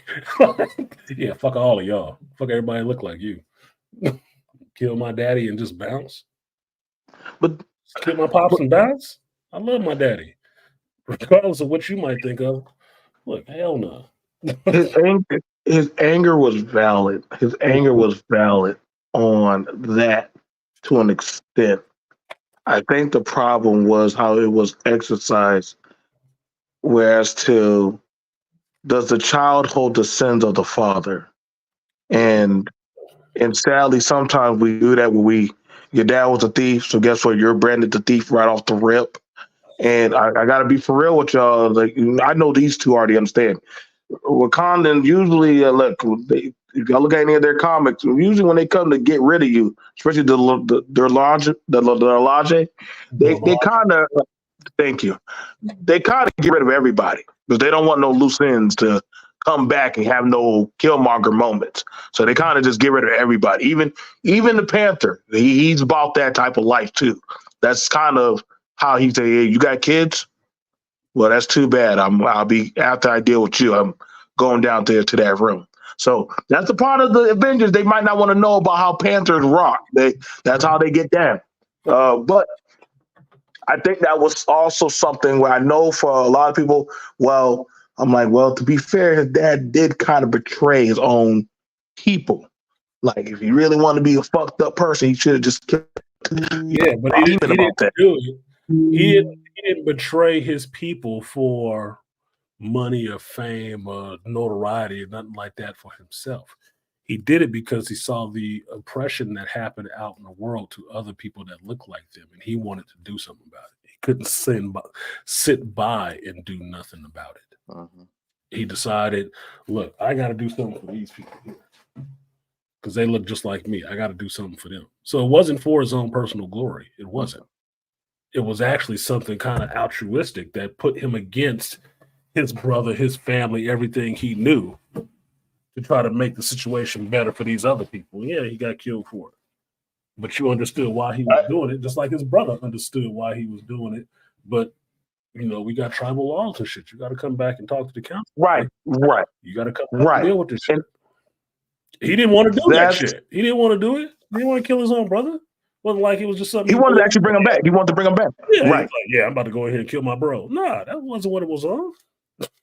But Because and that's but even Go to ahead, the man. point when they went to the spiritual realm where T'Challa confronts his father and he said, how could you leave your own nephew? And you see his father dropped his head, Mm-hmm. and you could tell that still weighed on him.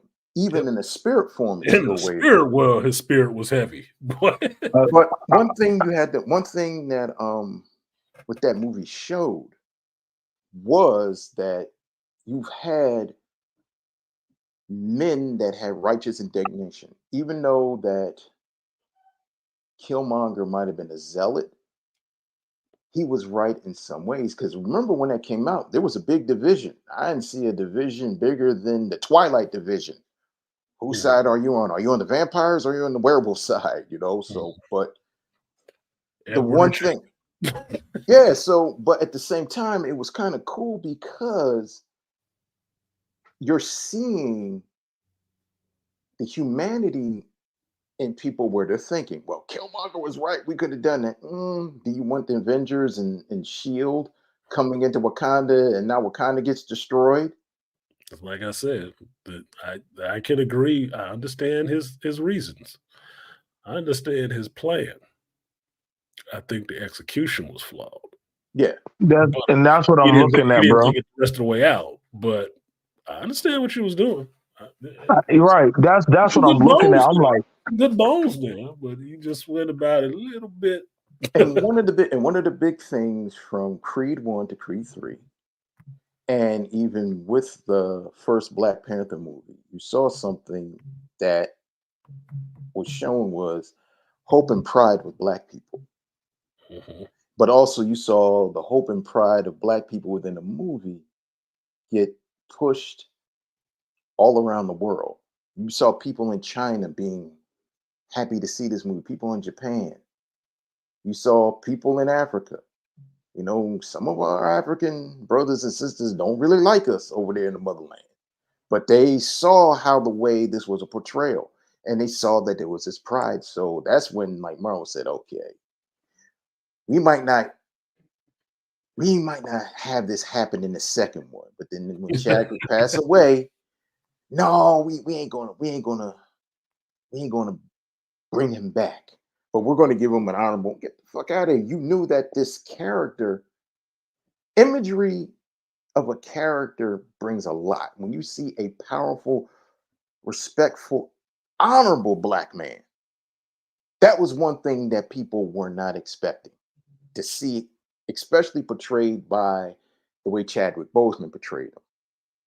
Because you gotta understand something, Black Panther didn't say much, but when he spoke with reason. Black Panther was T'Challa was a very soft-spoken guy. Mhm. He didn't speak out a lot. He didn't do a lot, and also he wasn't this wild, outrageous fight. He was a very composed type guy. But also, you saw him, man, fraught with situations where he has to go by the rules of what Wakanda rules. Yeah, I got it. There's a challenge. I got to fight this guy. But at the same time, you started seeing what it really was like. When you're getting torn, what was going on. But at the same time, T'Challa didn't want his cousin to die. No, he wanted to get to know his cousin a little bit, but that's one of the interesting parts about the Black Panther role in that character. He can always be torn between his duty, his responsibilities, and what he actually wants for himself, even in the Mhm. comic books. Like, He can always be torn between those in some situations because it makes it an interesting role that he has to walk, choosing. Like, yeah, he could be on the Avengers. Yeah, he can rock with y'all, but if y'all was gonna turn around and try to attack Wakanda, then he gonna kick all y'all ass. That's just what it's gonna Mhm. be. Don't matter how much y'all was buddy a minute ago having drinks and having a good time. No, you don't fuck with Wakanda though. No, no, Mhm. you talk to me. You talk to that, me. that, No. Because that that- that cracked me up. I said to somebody about the second movie, right? I said, "You mean to tell me a warrior class of people that's been around for millions of years couldn't fight off a bunch of Atlanteans, but they killed off half of the fucking scrolls that invaded them during the secret invasion?" It wasn't even. Look. I know I'm trying to make sense of something, but I mean, I doesn't understand. So, so, well, they did. Well, And Blood okay, Boiling got so a good point right here. Yeah, that would have worked in that movie. That would have been something to see for like a Black Panther 3 or 2. Like they turned themselves into a superpower. That would have been something to see on a what if. yeah. What that if would he have been a what if kind of thing. a what But if because the whole African continent is just one block, nigga, with Wakandan technology. Yeah, fuck y'all. Now I wonder what side Storm would have really been on. Woo! She would have got down mm, with the king. She would have got down with the king. Mhm. nah, she going back to the mutants, man. Gave She's him a, mutant gave loyal. him a permanent fog bank. Nigga. You couldn't even find She, Africa.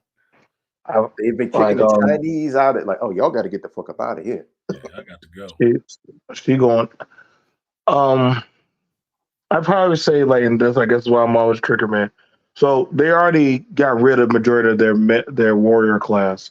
So that was it was just too on script. And this is why when it comes to combat, about cool heads shall always prevail.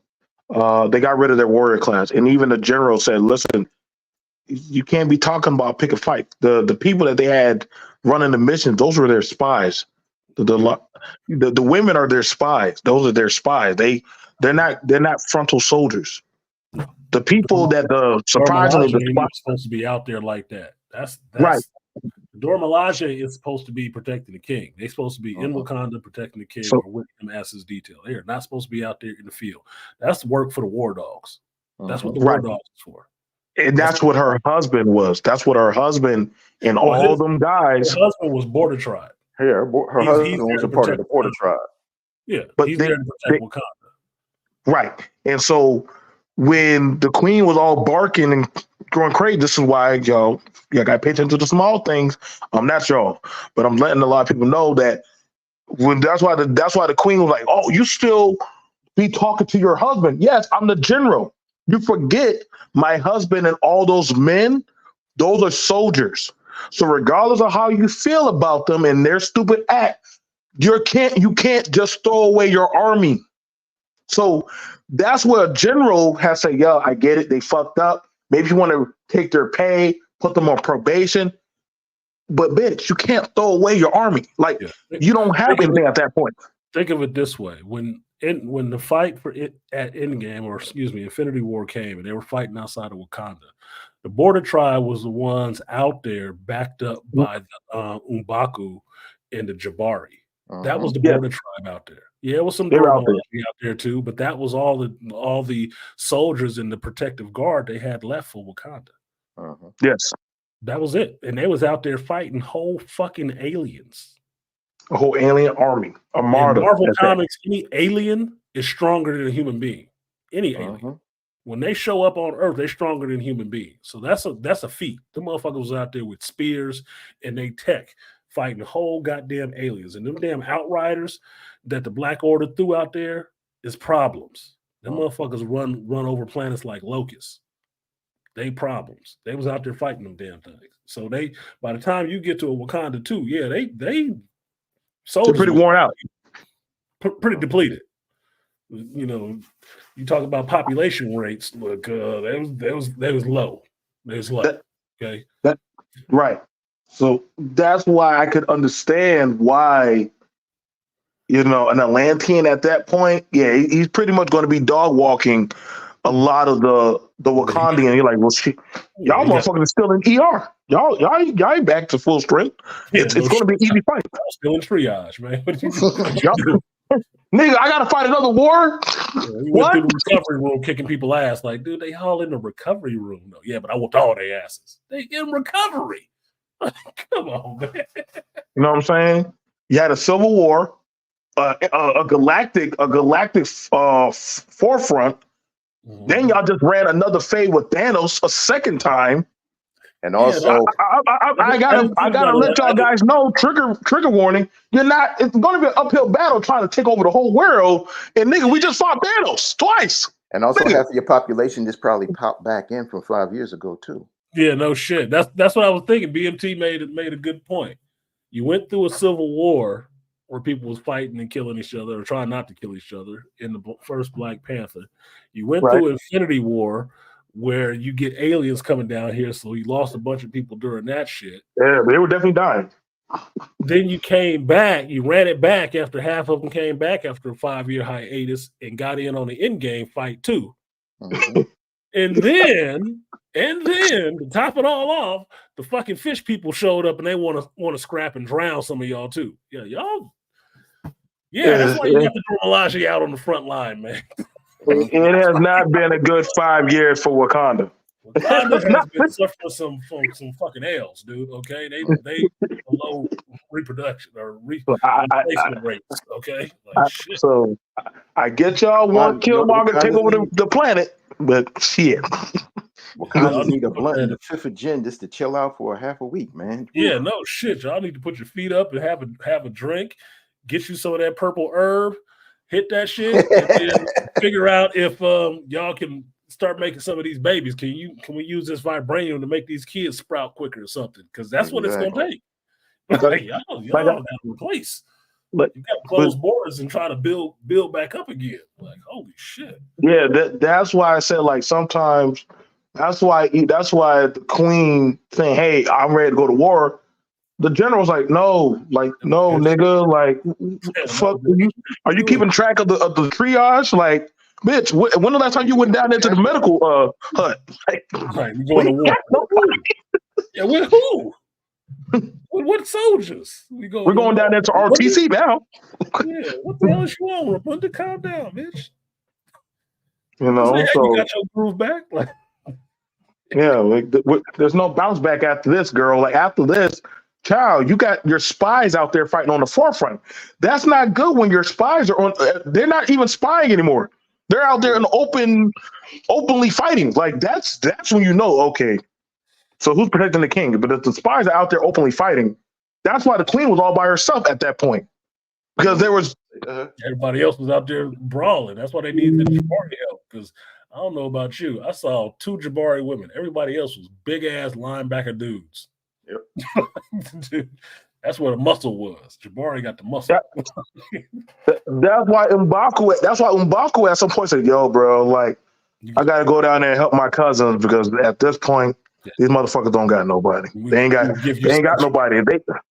We'll give you sanctuary in the Jabari lands. Yeah, because ours is gonna be good. M'Baku was like, he's like, no offense, but we can take y'all now. Like, that's a day, and he wasn't joking. Like, we can actually take. That's why M'Baku, I respect him to that point where, in all fairness, he probably could have took Wakanda. But don't get it salty. Wakanda is not a united front. It's just they're highly technologically advanced, but they're not a united front. Understand? The king just working together. Yes. Uh-huh. Yeah, so a lot of people just think, oh yeah, it's like just like everybody always think black people are 100%. No, we do have our sects that we do believe in stuff. You know what I'm saying? When we come here, we're in the geekelite hub. When we go out there, hey, trigger realm, the Coliseum realm, goddamn you know what I'm saying? But other than that, when we come here, guess what? We're at the Hotel Continental. The rules are the rules. And that's why Winston and them have to say, hey, Jonathan, don't be killing each other here. Exactly. That's why I appreciate the Winstons that say, hey, Jonathan, put the pistol at the front desk, bro. I'm sorry. You don't like that motherfucker? Get his ass at the curb, at the driveway, at Dairy Queen. Not here. Not here. Not here. Y'all can have a drink together. Outside, y'all can kill each other. Here. And that's the rule of men. Sit here and watch this motherfucker drink. Exactly. So, say that word again. That's the rule of men. Exactly. That's one thing that movie. Well, you just said, you just mentioned, we mentioned Creed, you just mentioned John Wick, you mentioned the first Black Panther. What these movies were showing, or have shown, the ruling and masculinity of men. I don't care what anybody says, but here's the funny thing. All right. I said this to my best friend. I said, when I analyzed John Wick 1 through 4, that in this world where you have assassins and mercenaries, there are certain rules. And, and this is where you understanding, like, okay, there's a certain rules, but the people of the high table and the high council will bend the rules to their order, just like any other politician or any other powerful person, to benefit them. And that's understandable.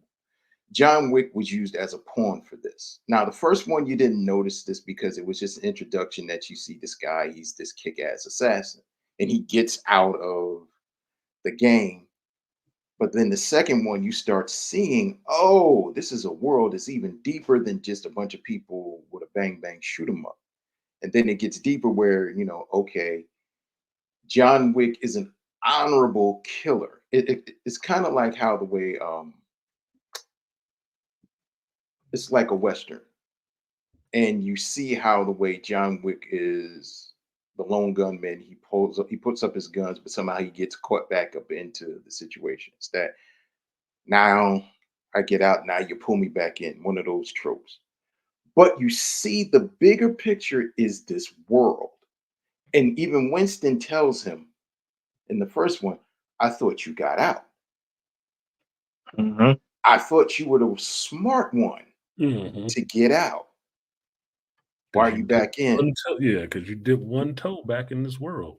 And he says, and remember, he says to him, be careful, Jonathan, you may not be able to leave this time. Mm-hmm. And even within that movie, I'm like, is Winston a good guy? Is he a bad guy? But then you realize he's a confidant to John.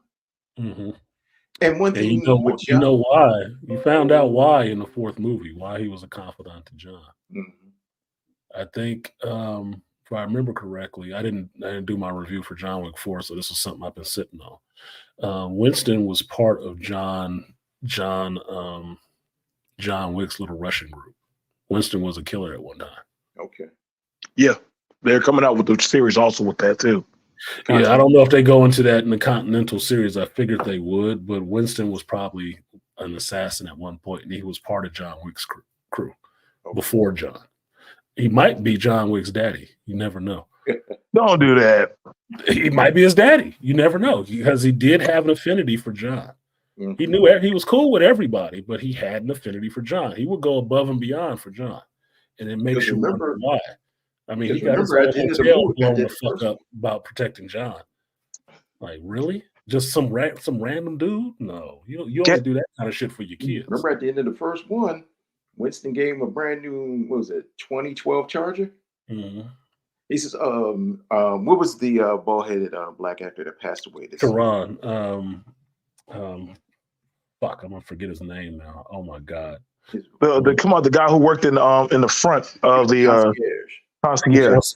Yeah. But I know he's also he's Lance Riddick. Yeah, Lance Riddick said to him, Mr. Wick, there's a gift out front for you. And he slides him the keys and he looks at that new Compliments. 2012 Dodge Charger. I was Yeah. like, damn. That's the kind of gift I like. And Winston, I said, that's what's up. I said, Winston's a cool dude, all right. But what I liked and understand, like with Donnie Yen and Hirori Nuku, all right. For me, just to see that fight, that'd have been enough for me in the movie. Just seeing two of the best martial artists, stuntmen in the game who are in their early to mid 60s, still at peak level. One trained by Sonny Chiba, the other trained by oh God, help me out, artisan. I want to say Hiroki Sanada. No, not Hiroki. Hiroki Sanada was trained by Sonny Chiba. Donnie Yen was trained by his mother and Yin Wu Ping. There you go. Yeah, Yin Wu Ping. All right, so now you go back to lineage and you see these two guys have had a cinematic career in Asia, but also here in America. But when you just see them two, just that sword fight. And what I like, the two of them were friends. Yeah, exactly. They were friends in the movie and they didn't want to fight each other. But here's one thing. You saw Hiroki Sanada being a true samurai. I'm not moving. And he's like, I don't want to do anything. And he tells his daughter to go. Now, his daughter, in true samurai fashion, wanted to stay. He's like, just go. Oh, just go. This is my fight. And then John Wick grabs her. And it was just like, oh, it was just funny. And I said, that just to see that fight scene, man, I was just like, oh. Yeah, I was gushing like a fanboy for that. We're like, oh, it's the thing about it is this. It's again, and Winston told it's an underlying thought that everybody jumps over. He's like, listen, there are rules. There are rules. Like if we don't have rules, we're no different than the animals out there. Yep. And so there are certain levels of rules that they have amongst even the assassins. That's, you know what I'm saying? So that even the table, even the table, and so mind you, the concierge for the table kept reminding even the guy who was running the thing that he was like, listen, dude, you're not respecting the rules. You gotta understand, I get you are up there, but there's a rule above all of us that if you don't follow it, I can promise you, you will die by that. It will. Yeah, nobody's above that rule. No, I'm okay. Better men. I've been here for longer than you, and so I can promise you, you're not above that rule, guy. You're just not. Yeah, he was checking the marquee. Marquee was there on orders from the table, but he was still checking the marquee. Like, remember when we might be going too far. Scrolls, and he says there's a loophole here, and he presents it to the marquee. You could tell Marquis was a little pissed because he's young. And Winston's older. And one thing I like about Winston's playing chess, but he's playing a long game of chess. Yeah. The Marquis is playing chess, but he's trying to play speed chess. Yeah. You're trying to 2-minute round this shit. And the Marquis said, I liked how the way John says to Winston, he's like, okay, why are you doing all this? And Winston just looks at him. I want my hotel back. And John just shakes his head. He says, okay. And he comes to that and he said, I want that back. And I can understand that was a place of pride and where people could come, and he was happy about that. Wanted it restored. Yep. Yeah. That was a neutral place for people, and where it came and it had to, and which was very cool. And that movie really was showing the loyalty of man, how the way men deal with rules. And Cain didn't want to fight a friend. he didn't want to fight either one friend. And you could Right. see John, he had guilt by bringing both of his friends, or bringing Harori in and bringing his daughter in. And I liked at the end of the movie, I knew it was coming. All of us cinephiles knew it was coming. I knew the daughter was going to come to Donnie Yen Mhm. at the end. He's like, I've been waiting for you. I was like, oh man, I knew that was coming. Yeah, Kane knew it, but his daughter was free, so He was I don't fine with that. yeah, I don't think he's gonna throw a fight, but he knew payback was gonna be coming one day. Mhm. That's why my favorite of them was pretty much the Hobo King, because listen, he understood. Listen, man, he was like, listen, sorry that he was telling them like it is. He's like, yo, man, the table's getting reckless. They're just playing around with people now and doing their own contracts. Okay, what's the problem with that? No, that's not. There's rules to these things. We don't just do any old kind of thing. Now you got to where if you got money, you can just do whatever. That's not how the assassin world works. And so I get it. Yeah, I'm the Hobo King, but guess what? We're everywhere. Y'all forget my network's everywhere, which is actually a lot more easier to slide through. Even though he was still selling John bullets. I don't know how that worked, but hey, they got to get their hustle on. Because Um, he the underground. He the underground, he man. His he network definitely is the underground. his network was bigger, so he was the underground's underground. Pretty Yeah. much. No, and that was fair that he was literally that. Like he was like, yo, bro, I have the biggest. Like, and the thing about it, the table could not kill him. Like, you kill me, who's gonna check all my people? Because if you kill me, I don't know who you got to check my people. Damn, we got a point about that. All we can do is cut him up. Don't even know who all the people are. That's what's scary about his people. Also, You don't even know they don't wear suits. Don't wear suits. They can be anywhere. They can land that's up the under some classic. garbage somewhere, snipe your ass off. Never know it. Never His know people what don't got no rules. What they do? no rules. Good luck finding that hotel. Yeah. No But the thing forwarding about it, like address. where it was, Home, nigga. They the Hobo King, permanently off the grid. Hobo King and Winston, they were trying to keep balance and order. Yes, they were. The And Bowery King. the Bowery King, yeah, Barry King, yes, thank you.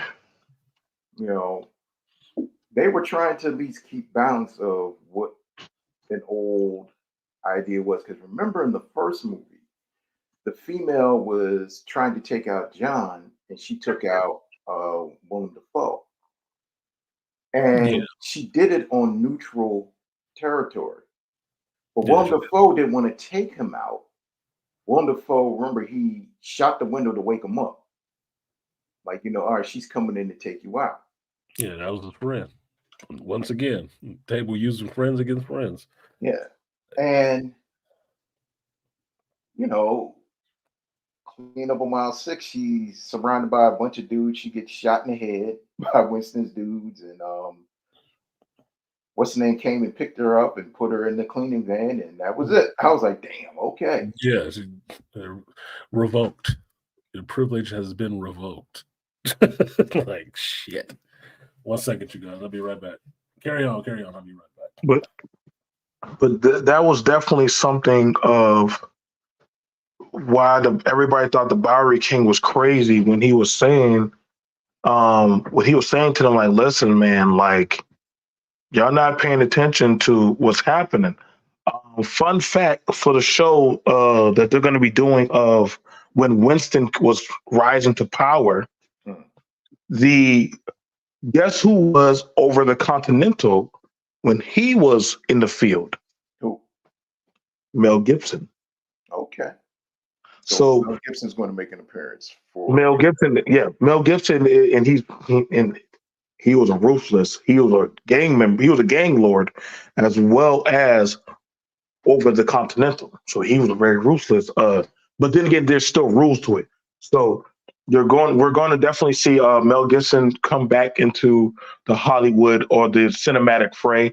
I am excited for that. Mm, He looks like he has bulked up. He has mhm. bulked up a lot, so that's good. I do like that about the John Wick series. It's not built upon a young man's game. It's built upon that of experience. You don't have to be the youngest guy or the fastest guy. You just got to know how to maneuver Well, your own. the Yes, tracker, yes, his his role was that the young guy trying to get in. yes. Because if you notice, okay, when they're at the table with Scott Atkins, right? Hmm. And you see John Wick, you see Kane, and you see the tracker. The tracker is trying to make a name for himself.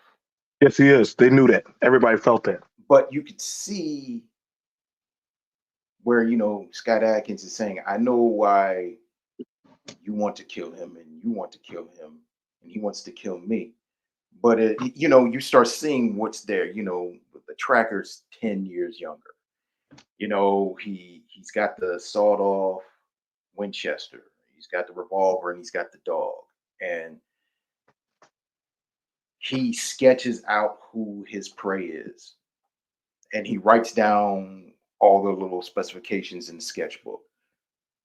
He's trying to make a name for himself. But then also when you see him, he sees the duel, but he's realizing, oh, this is bigger than me just making my name. There's a rule to this. There's rules to that. So he's the outsider trying to get into the game, but I'm gonna try to take out one of the baddest dudes in the game. But then realizing it's not as big or as deep as I think it is. So, and you kind of see like he has a certain level of respect for John Wick because John Wick went against the table, but also he's fighting his friend where you could see Right. there was an honorable death. And that's something where men understand that. And that's where, the young guy, he's realizing, oh, it's not just making a name, making money, and being like, the baddest dude. Like John Wick he didn't take pride in his infamy. Um, Kane didn't take pride in being a killer for hire. You know, in order for him to get out, he had to give up his eyesight and leave his daughter alone. Just that part where you could tell there was something there You got that to give up something to leave. yeah. Um, when you realize in the first movie, and somebody was saying, "Why a guy he went crazy because they killed his dog?" I said, "No, did you understand what the dog symbolized?" And I said, "Go deeper and think what the dog symbolized." His wife gave him the dog to help him deal with grief. Yeah. His wife was somebody that he loved and he cared about. John Wick probably really didn't have just Anybody. a form of unconditional love. He had loyalty to people, but he didn't have a level of unconditional love. His wife gave him love back and he gave love to his wife, but here's something he had to take care of and he'd grown attached to. And that's what the symbolism was.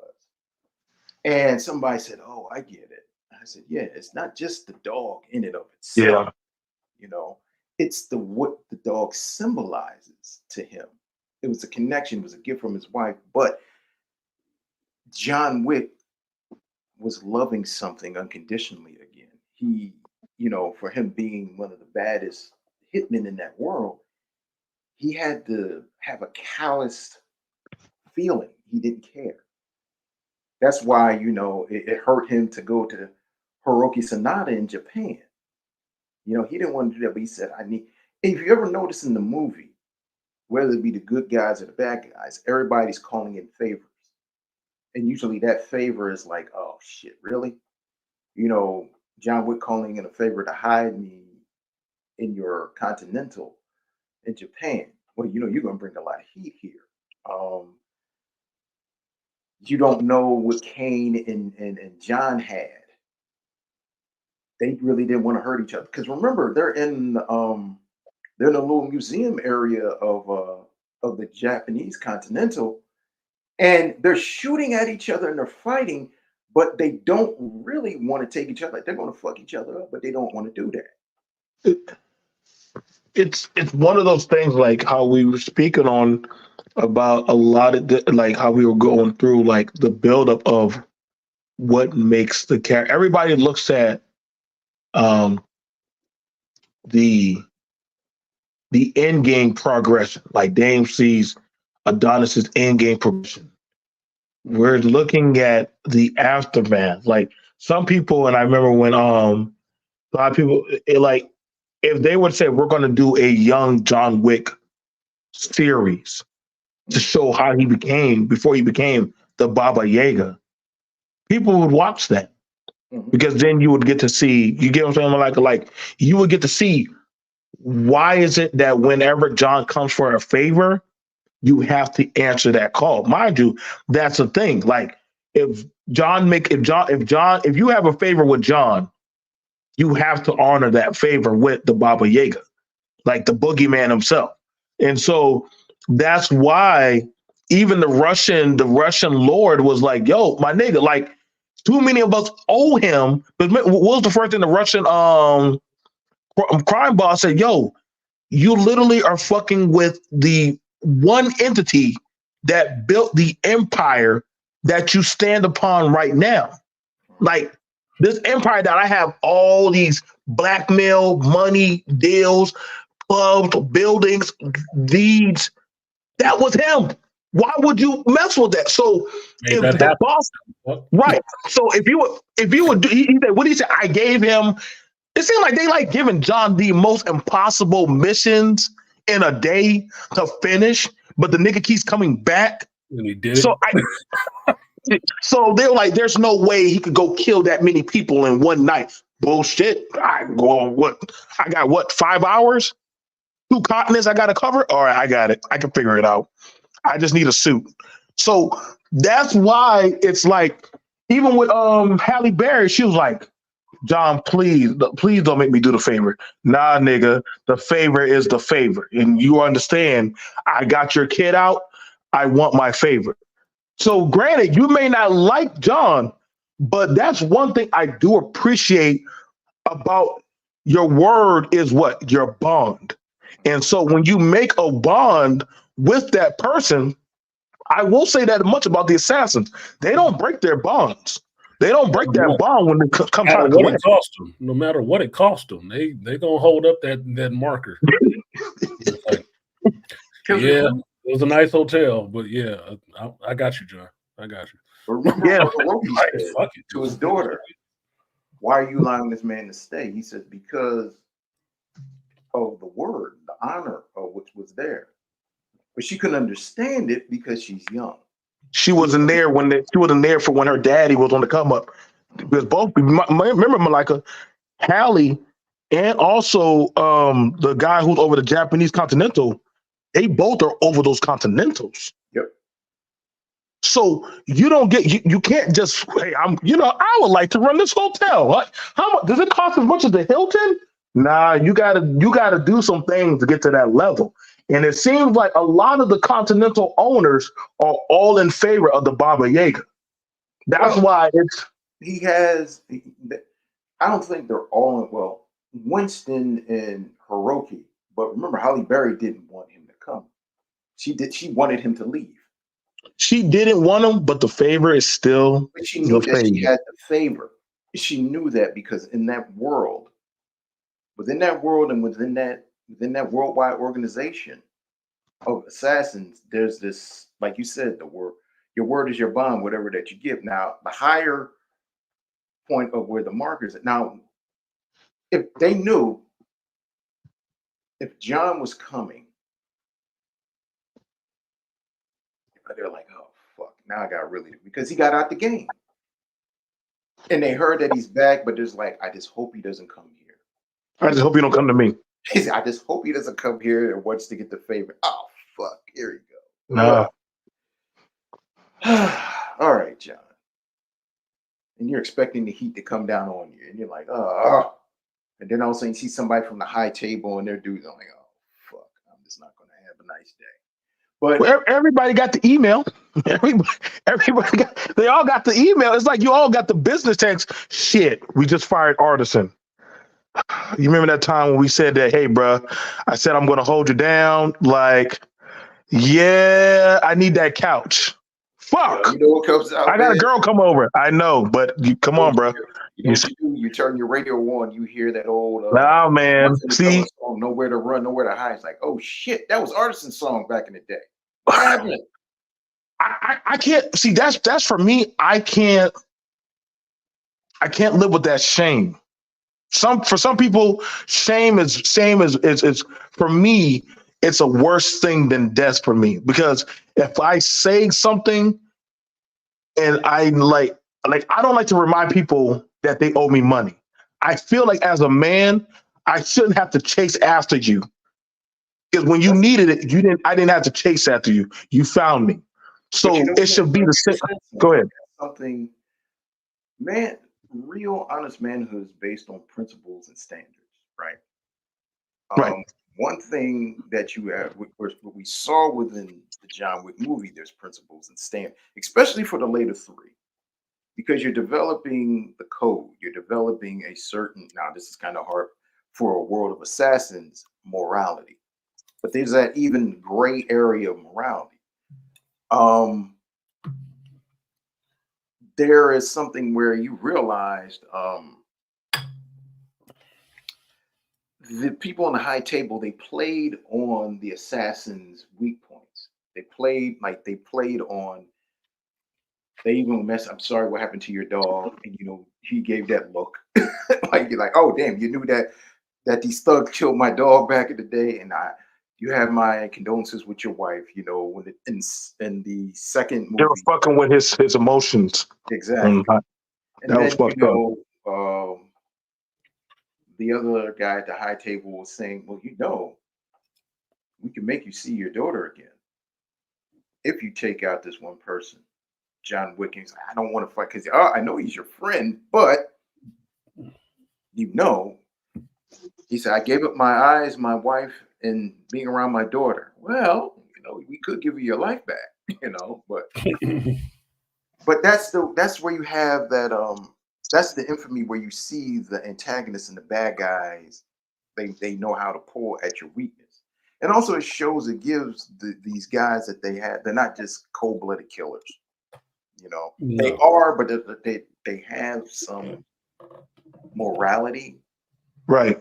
They have morality, but it's not religious, more religious based. Right. They're right.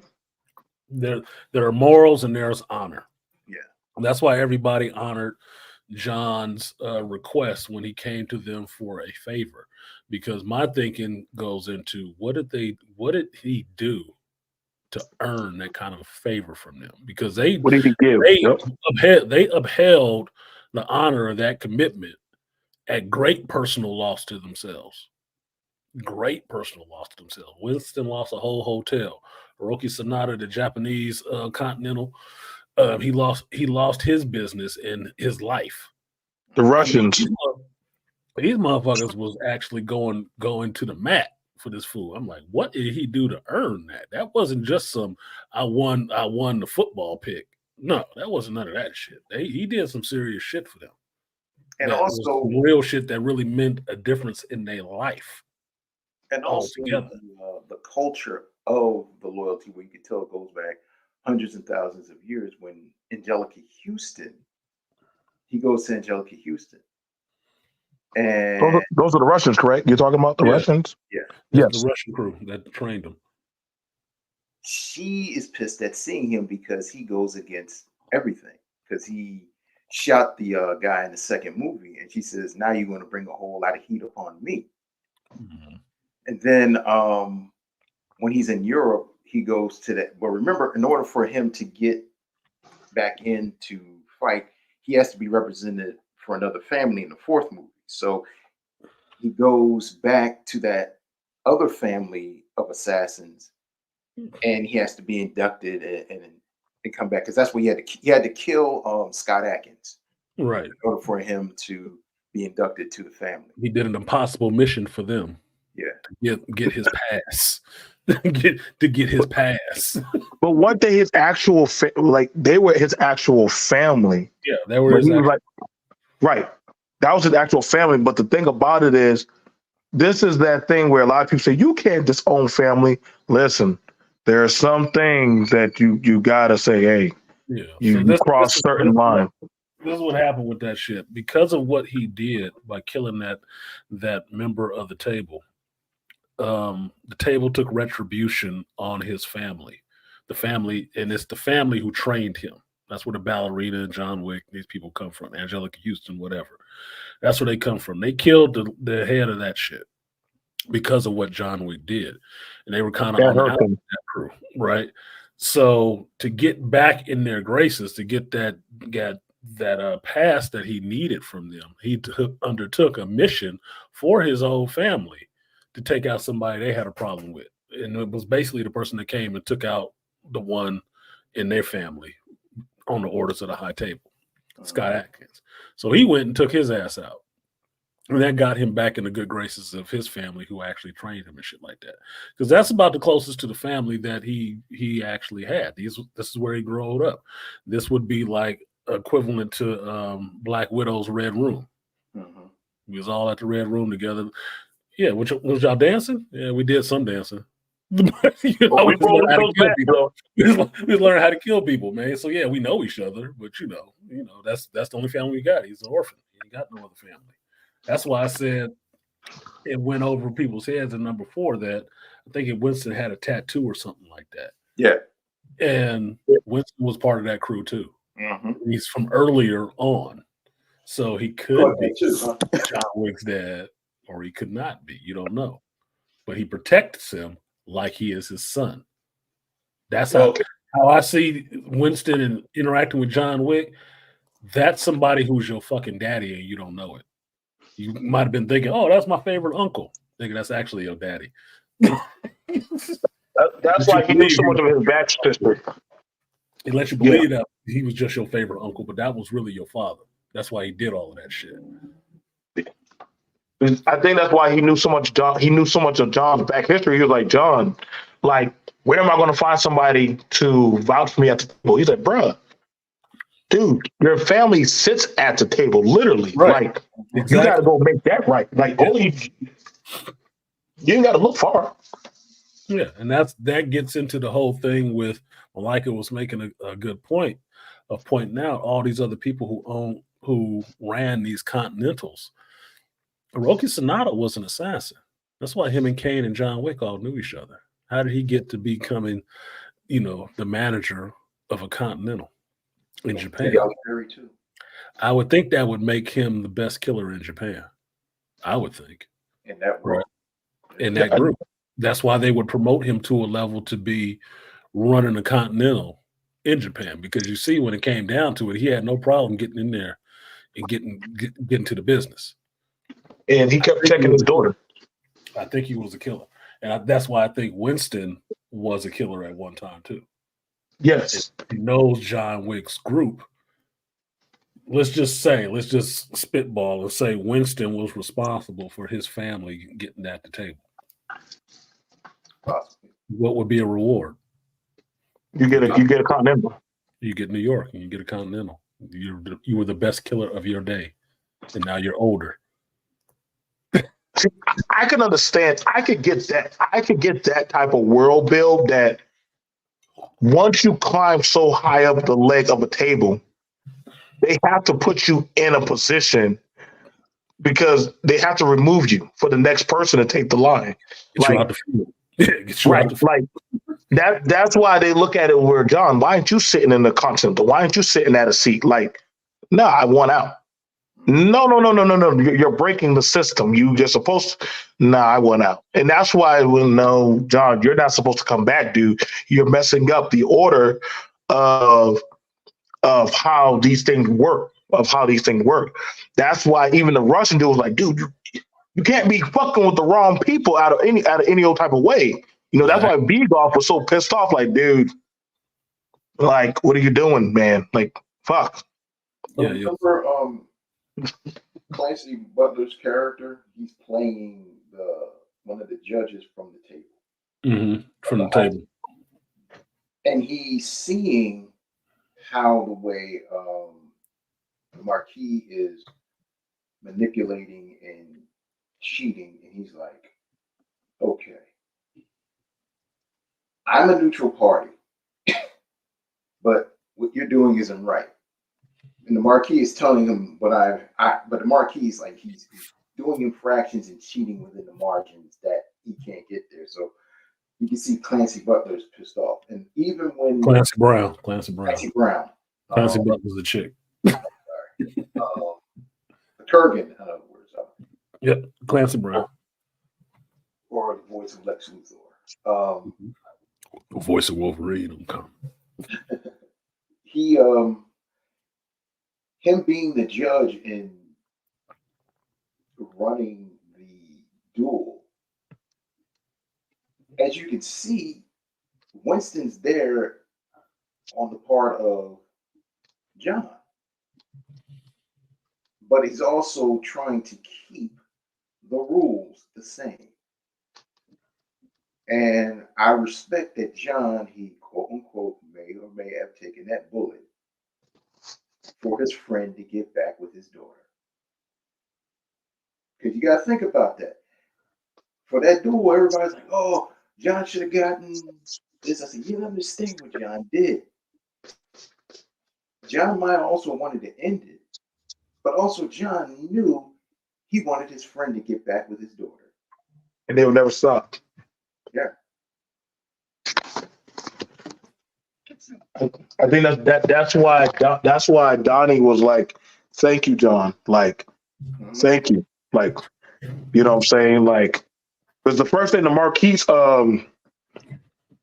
he said, hey, remember what you told him?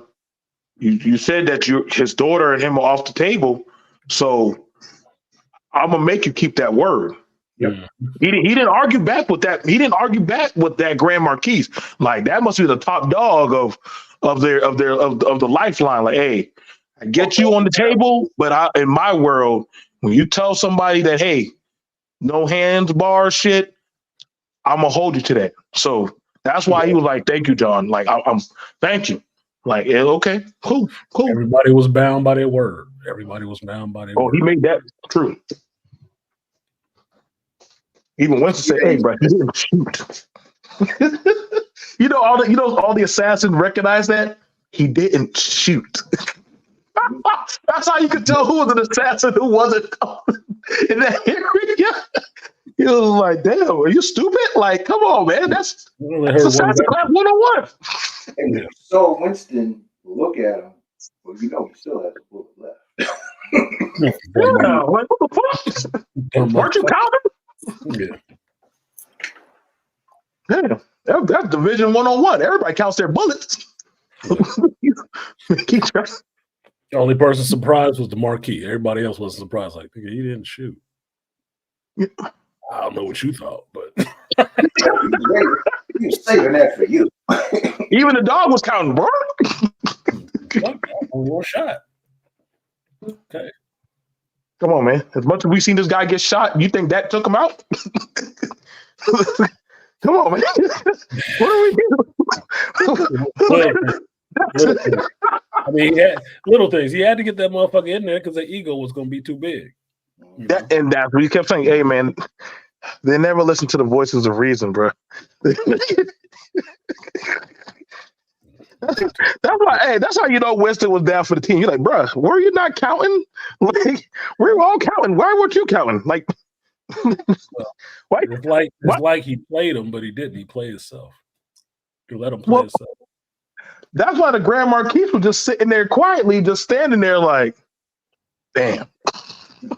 I want to tell him, but I don't like this asshole. Yeah, the judge, Clancy Brown's character, the judge, he wasn't the Grand Marquis. The Marquis was the other dude. It 2020, yeah, Skarsgård.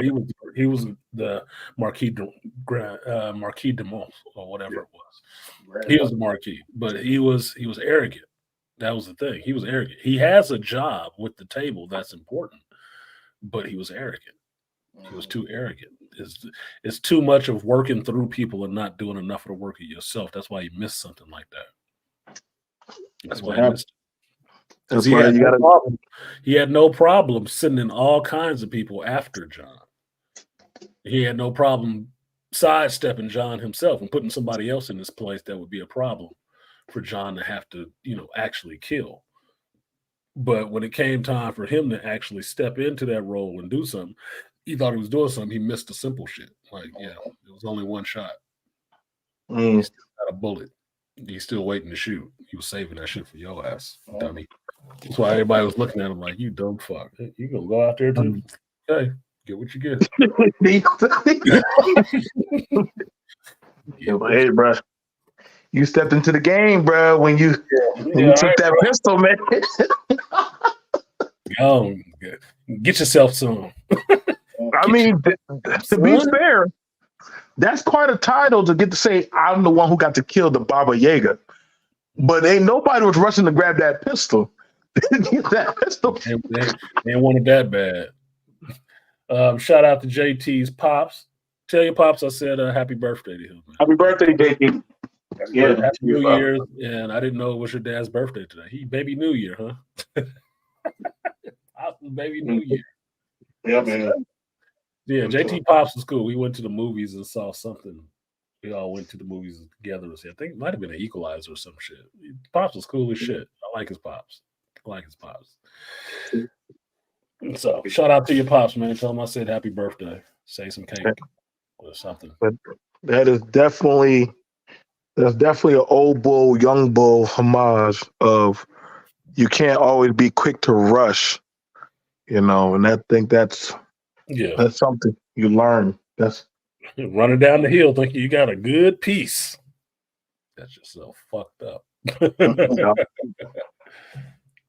So I'm gonna end this now. We got 6 minutes. I'm gonna just pivot this way. I'm not gonna make y'all say final thoughts or anything like that, but I'm gonna just pivot it this way and say it's the 1st of January on 2024. And in that mind state, I look at things as listening to the conversation with the brothers we're having and being a part of that. I look at it in a sense that winter is here for a lot of these folks. A lot of negative things, a lot of bad story ideas, and a lot of that stuff you have just watched in the last part of 2023 fall by the wayside and fall apart under its own weight and ineptitude. So for me, this year, for especially Black men, should be ripe with possibilities for your continued growth and for you to actually get whatever the hell it is that you want out of this bitch. Like, for real. There should be nothing stopping you from getting anything that you want this year. Shouldn't. Not the economy, not these chicks, not a shitty movie, not nothing. If anything, the environment should make you actually buckle down more and focus on what's actually important for your growth. Because this could be the healthiest year for you mentally, physically, financially, all that shit. And for me, I don't like seeing and don't like being one of those Black people that missed the boat on some stuff because we're always kind of slow adopters to some things. But understand that the world has turned and it is wide open for you to get it this year. Start today. Like, what I will do today is I will watch my sunset today. And it's something I've been doing since I got divorced. But on a new year, within that first week, I see one sunrise and one sunset. Just to remind myself what it means to be here, be alive, and be winning. And winning is not being in the grave where you can't do anything else, but actually thinking about what you have planned and working towards those goals that you have for yourself. Because I told you guys at the beginning of the stream, I know what's happening in March. I kind of know what's happening in February. I know what's happening in August. I know what's happening in November. I know what I'm doing this year already. I got milestones in there, goals that I'm trying to hit this year. So I'm not looking at this like, ooh, we starting fresh. No, this means I get hit the ground running again. Mhm. I'm gonna rest up a little bit. I'm not gonna work as much as I was working last year because we got more people now. Cool. But I'm still gonna be going hard on what I want to get done for myself. So when I come around to January 1, 2025, I can be proud of my accomplishments and not thinking, I should have did that last year. No, fuck all that. A lot of stuff that we don't have to worry about. Oh, BMT dropped. Appreciate you coming up, BNT. Mm, so that my wish for you guys in this new year is to strive, accomplish, and win. Win at what you're doing. You winning at being able to do whatever it is that you're doing another day. They say you're winning, you just ain't won yet. Get I'm a it. winner. I just haven't Wait, won yet. what's that? I'm a winner. I just haven't won yet. You're already winning. Manosphere content is a good start. Show them all y'all much gratitude. Yeah, you welcome. You're welcome, BMT. I mean, not BMT. JT. Props to you, Pops. I do like your Pops. Pops is cool as shit. I know he'll whoop your ass, though. I know he'll whoop your ass because you actually respect him. So that means he was actually being a decent father. So, but that's what I want for you guys. Like anything you looking forward to this year that Yeah. you want to Um. see or do want to be? I'm still doing my, like I told you, I'm still want to get more certifications for the UX UI. Mhm. Want to get out of this crappy job. It's funny how you mentioned this. I laid in my bed last night before I went to sleep. And I was thinking, and I said, okay, we're not going to do this usual New Year's resolution crap. And I said, okay, what did you do? And I said to myself, well, I was telling one of my coworkers, I said, I can't be here in 2025. Mhm. I said, I can't be here. I said, my talents, my intelligence, and my time is being wasted here. I said, I'm doing what I was. Well, when we had to talk privately, I was doing what I was doing, but sometimes you get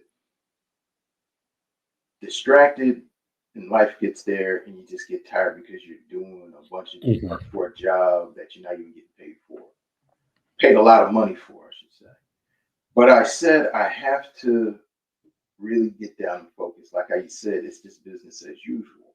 But I said to myself, I said, okay, instead of giving yourself unrealistic um, goals, I said 2024, this year, you're going to get these two or three other certifications. You may not get into the UX, UI, or graphic design field right now, but you got to get a better job. You may not be able to move yet, but at least you need to put certain things. And just other financial stuff. I just start reeling. I just start coming up. I said, you can do this within a year. And I started going, I think, it's like you did more in a year than what some people would do in 10. So Mhm. I said, it's not like you cannot do that. And that's when I did that when I got out of prison. And I said, okay, you got to get back into the groove like how the way you were. You want this. And it was kind of like, it wasn't like, yeah, yeah, I want to do this. It was like, no, like as a man, you're thinking like, okay, yeah, let's do this. But I didn't get that false pump up like, it's before the game. It was like, okay, plan it out, write it out. I'm a type of guy, I write stuff out and I put it up in my den here. But I look at it and I see it and I start planning. I'm a guy that I'm an obsessive planner. That's one of my gifts and one of my curses. But that gets me to my success. And when I put myself down, put my head down, and I really get to it, that's what I want. And my main thing is that I want to be more successful than I was back in 2023 and 2022, meaning that I want to get out of this place where I'm at. And I said, I can. And I said, I gotta start pushing it this year. And I was just seeing people at my job that people are stuck. And I just started seeing situations that people are stuck. People are there. And this voice said, you are smarter and brighter than some of these people here. Why the fuck are you still here? You got to get up out of here. So that was just one of the biggest things that I wanted to do in 2024 is keep moving forward and get out of these certain positions. So that's what my main goal is. That's a good goal. That's a good goal. I mean, it's always good to move up or move on from where you are. I know as black men we can be a little bit shall I say reticent to adapt a change like that. Mhm. But AM said this often on his streams before. It's like you have to be willing to be uncomfortable. Exactly. You have to be willing to be uncomfortable. Exactly. Because there's nothing wrong with stopping at plateau if you're fine with the view there. There's nothing wrong with that. But if you don't like the view there, why did you stop there? Mhm. You should keep going. Move the fuck on, right? I think about what I went through last year, and I was just, doing running total in my head like I do, um, of accomplishments and, highlights and lowlights of last year just personally. And I had to actually pat myself on the back a little bit and think about what I accomplished in a short amount of time Mhm. just last year. I got certified in something I had never actually done. Got that done and been doing it and knocking it the fuck out. Advanced in my career in a sense, which I'm going to advance again this year because I have a different plan for this year. I got out of the situation I was in into a new situation where it's just my spot. It's just me after 10 years that I'm just here by myself enjoying that peace, that solitude, and waking up every morning and saying hello to my place where I cook and do my shit, geek out and everything else. And I'm happy about that. Mhm. Right. I've traveled a lot in this last year. I've been on a flight more than I've been in some other places. Not as far as I wanted to, but I got my kid paid off. I actually paid off my vehicle. There's a lot of other stuff that came off of me, a lot of other shackles that I slipped out of last year. That this is the actually hold on you. This is just potential. It's just all potential this year. And it was funny when we were talking in private. Um, when you told me keep going, and I Mhm. told you it felt like I'm not doing it, you said just keep going, keep at it. You didn't make it this far. Yeah, the I like start. that. If Yeah, it that's the doesn't one I'm challenge talking. you, it won't change you. Yep, I agree. I love that. And I realized I was like, okay, like when I'm at work and I'm looking around, I'm like, what do you see? Because like sometimes you don't want to say, Mhm. but that voice, that I call it the reality and the truth voice, and says to you, these people are stuck. I said, and I just started looking at people and said, these people are stuck. I'm like, Mhm. don't become one of them. Get out of here. You're too smart and too bright, and you're wasting your time. Because like before I go to work and one on my days off, I'm working on if I'm doing something for UX UI and doing something. And when you do stuff graphic design, UX UI, it don't take 15, 20 minutes. That takes hours or half a day. Mhm. And sometimes you might just be doing a little something that might take forever. And I said, okay, I'd rather be doing this, getting frustrated in front of a computer, than breaking my back doing all this shit. And then you said a word. I'm a creative. Mhm. I'm a fucking creative. That's what I was born to be.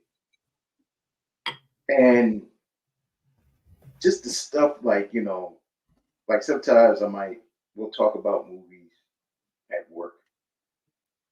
But then I start asking questions. I said, but this, what happened here? And sometimes, like, one of my coworkers will look at me like, what? Man, Godfather was just a good gangster movie, man. You get all fucking intricate with it. And, man, I'm like, but then I realized that's you, Malika. And no offense to them, but these are different people. This is different level. I'm not saying that you're better, but you realize, okay, you got to get away from these certain groups of people. Like when we talk about something, just like we just talked about these few movies, and it was just regular talking, but it was just like, you got to get away from certain groups of people where you can get around other people where you can have more uplifting conversations. You got to have more. It's like, all right, it was the same. Like, it's time to fucking go. Get away. You don't want to be stuck here. And I said, I'm not. I said, but these people are stuck. Well, it's the thing. It's the thing. My first professor in college told me, Paul Lowry, you know his name. Paul Lowry told me is that when I went back to school at my older age, in my 30s, late 30s, when I went back to school, and I'm sitting there with the first instructor, and he's like, "You have to understand that you're better than other people." He told that to the class, not me personally. He told that to the class. And why? Because I always like people who can explain the why of something. The why of something is more important than the question. It's the why that answer is why it's there. His reasoning is that most people don't start anything new. And more people than that don't finish. Exactly. They don't finish. So by taking the initiative in yourself to understand that there's something more I need to be doing in this life, or something I want to do more in this life, and taking steps to actually make that a reality does make you better than some people. In a sense, you don't have to carry it like that, but you have to understand that it does. And it does show on you like stink on a pig. It does show because people see it like, oh, you trying to be better than me? That's their issue. That's not yours. It's only an issue when they try to fuck with you and impede your progress. Now, when you complete that goal that you set out to do, that also sets you apart too. It proves that you are a bit better. So out of the half of the people who actually try to do something, the other half of them that actually see it through all the way, you are in that group that saw it through all the way. Out of that larger whole, you are part of that little small minority of group that actually saw a problem, fixed the problem, and got to the end of it and completed it. You are better than a lot of people. And you don't have to carry it like that. You ain't got to throw it in their face. They'll know it. They'll feel it on themselves. Because the first thing they do when they look at you and see, this motherfucker accomplished when I said I couldn't do that. If he can do it, what does that say for me? Maybe I'm not pushing myself enough. And then also what I realized, a lot of these people don't want to push it. Like you said, it could be a bunch of stuff. Fear. They might want to, but they won't. My thing is, what I learned from me is that I am not afraid to try, and I'm damn sure not afraid to fail. Yep. I just don't care like that. I'm willing to try doing anything that has a potential of fucking failure, because if I'm doing something new, then I'm doing something right. Because I want to succeed. I have a desire to be better at whatever it is I'm doing. And I do not have a desire to stay stagnated anywhere. Exactly. I value growth. I value learning. I value seeing, and I value being able to take as much out of this life and live it as much as I fucking can. And I'm just some kid from Richmond. And that's the thing that where I was realizing, you have a desire, a goal. And that's where I said, okay, you still got that fire in your belly. Not to be corny or cliche, but that's it. You got that freaking desire that you want that. And that was just just thinking, I was like, okay, this is what you want, dude. This is what you freaking want. Keep going for it. Yeah. What's to stop you from if it's something that you want? What's to stop you from doing it? Yeah. What's to stop you from doing it? Because at this age, I'm assuming most people are all adults, right? I know my demographics. We all adults in here. At this stage of the game, what the fuck are you waiting for? Your funeral procession? Hmm. As long as you alive and breathing and functioning, you should be trying to do whatever the fuck else it is. Because I I bet money somebody at your same age that may have just survived a heart attack or something like that will be out there fucking getting it, making you look stupid Hmm. because they would embrace the fact that they here right now. They'd embrace that shit fully and not be wasting no time, nobody's bullshit, nobody's cynicism or something negative they have to say. They wouldn't be listening to none of that shit. My They'd be out there running like dogs was on them. my first taste of personal success on my own was when I told you when I got out of prison and I went back to community college and I graduated with honors. And the sheet of paper, even getting my BFA, Hmm. that wasn't even nothing. You know what the feeling was? The feeling of winning, meaning that the feeling that I did something on my terms. And when the odds were against me, I didn't have any cushion around. I proved to myself that I can achieve something. Hmm. And here's the funny thing, I did good on it. I didn't do it half assed. Sometimes it wasn't perfect, but I did something good and it showed that I had a proficiency in something that I worked hard at. And other people, and these other people, even white folks, were saying, hey, good deal, Malika. Hey, why don't you come here? And I remember my mentor, he told me this. He was a black man. He said, in no uncertain words, if you know how to play the game, the white folks will come up to you and they will reward you. And this is no like, master. No, no, no, no, no. If you are doing something, if you're doing right, you will be rewarded. I'm not saying being rewarded by white folks, but if you're doing, if you as a man, and especially as a black man, you're doing well, it will pay off, but it will pay off in time. And one of my biggest problems I had to deal with was delayed gratification. And one thing I had to learn when I didn't have a safety net and starting over from nothing was delayed gratification. And also certain things I had to learn, like if seeing old people that I work with or people that I might went to high school with and grade school with, or even ex-girlfriends, seeing that you're struggling, you kind of want to duck them, but then I had to learn to face them and see them. And yeah, let them see that you're struggling. Let them see that who you are now and be proud of what you are. And that was just certain things where I had to overcome. Um, but one of the things I came up with when I was like, when I got out of, when I transferred to get my BFA, I created this saying off of 50 cents, get rich or die trying, is to be successful or die trying. And that's what I say to myself, that I'm going to be successful or die trying. If, and heaven forbid, if I fell dead right here off of this live with you, you will realize and say, at least Malika died trying to be successful. He's achieved this, this, this, and this. At least I have to be proud that I said, you know what, I did this.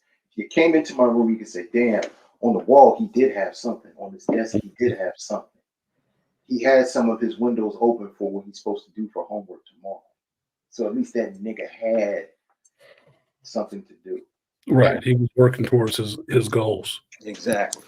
And you always, there's not just one. I think this is where at least younger people get lost in this stuff is there's not just one goal for your life. There's many of them. Mm-hmm. There are many of them. One of my goals could be for this year is to be a better grandfather. Mm-hmm. That's just on a personal level. I may have some goals for traveling. I have some goals for what I want to learn this year. I have some goals for what I want to achieve this year in terms of work. I have some goals I want to achieve personally, just on a financial level. I might start to shop up again. I'm really toying with the idea of doing that Hmm. because I really felt really good when I actually accomplished that and had my name on a business license of a business I owned.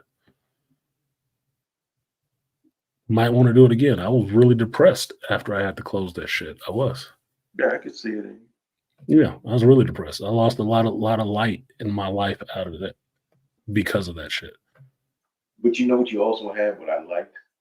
What is that? When you would do the streams and people would come in and customers would come in and friends of yours and even Ford was working. It would, even when you were doing the stream, it was welcoming. Hmm. But you're a welcoming person anyway. You're a very personable person. I'm try to. But well, you and I, we know the culture and the etiquette when in comic shops.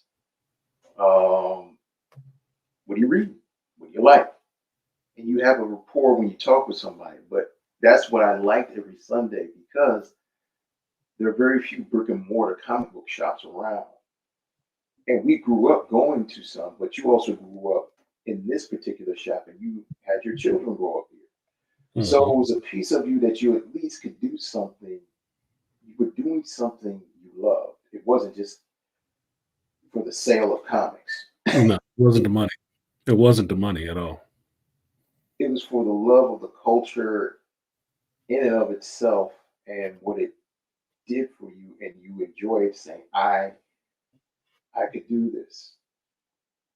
And this was something that was cool. But then, like how you said, you caught it because okay, things can happen. But then also you were going through a lot of other stuff in your life too. Hmm. But then I'm glad, like you said, I might try to reopen it again and see what's going on. I'm like, all right, Yeah, okay. because life is always happening. Like I had a friend yesterday. She asked me about. She thought she was going to insult me by asking me this question, but she was asking me that all the time that she's known me. She know I went to school for psychology and got my degree, but she also knows I always work construction, right? And she didn't understand how the two work together because they seem like two opposite things. Mhm, And I told her, no, to me they're the same thing. mhm, She said, I don't understand how that works. And I told her, it's like, well, psychology, you learn the principles of how to build a person, mhm, how to build a stable mindset or a working foundation on what this person is, how they developed into this state that they're in now, and how to repair that, right? mhm, If you know it enough, you can actually raise somebody from a toddler in this positive way and get these results, right? mhm, It's no different than doing carpentry, which I corrected her. Not, it's not construction work. I'm a carpenter. There's a specific there, mhm, right?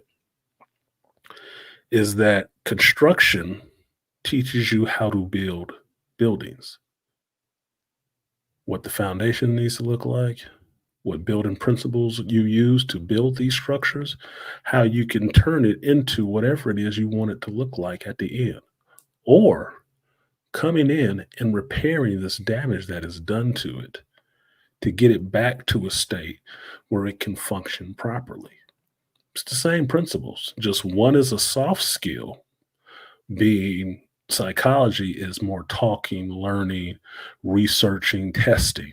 mhm, Construction is more tangible in the real world with hands on doing exactly the same thing, mhm, testing, learning, and building. For me, it's two sides of the same coin just being merged together. Same way there are principles to building a building is the same way there are principles to building a fully functioning adult. mhm. If you got the best practices, you can get some of the greatest works of art that you've ever seen in either case. things that could stand forever.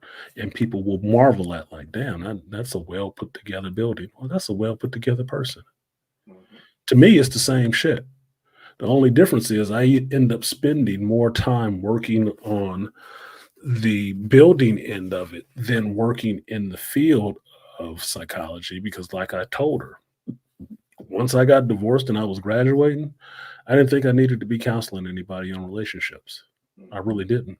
And I took some time away from that shit to not pour that into what I was doing in a master's program.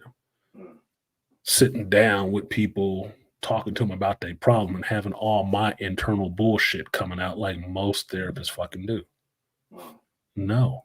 I don't want to do that to mess up people. That's not why I got into it. That's not why I looked at it. It's not for that. It's actually to help people and help them get out of their own fucking way. Not to inject my own interpersonal drama into their life and say, no, it just has to be reflected in you. This has to be what you're dealing with because I dealt with this situation. That has to be your situation too. No. At that point, you're not even fucking listening. Mhm. You're projecting. And that's why you got a bunch of bad therapists out there. This is true. So to me, it's all the same thing. I think, though, she was more looking at it in terms of what I do for work and what I don't do for work. And me personally, what I do for work is about getting paid. And construction work or that kind of stuff, that's a bitch that never turned me down. Mhm. She always available when I come back. Ty Pennington said that best, that construction and working in the field of construction is one of those trades. If you know how to do it, you can always feed yourself on it. Mhm. You always can feed yourself on it because the world always needs people who know how to build things and know how to do certain things because everybody doesn't. Doesn't mean I'm better than you. It just believes my skill set is a little bit more valuable. Exactly. That's what it is. So, with that, I'm going to go out of here. You got some final thoughts for these folks, Mr. Malika? This. Thank you for allowing me to come up and No problem, man. speak. Have a safe new year. Coming Yes, into this new year. Have a safe week too. yes, appreciate that. You as well. Thank you for coming up. I appreciate you guys coming up, especially if I drop the link in there. I do appreciate people to come up and share your thoughts. I can talk out loud by myself for a while, which one of my coworkers said that she said that's what I do. I just sit here and talk to myself. Like I'm not talking to myself. I'm talking to people. Yeah, but you're in a room by yourself. So, but it's people in the chat talking to them. What- Whatever the fuck, dude. Whatever. Like, That's the truth. but Anything coming out this week, man? this week, I do not know.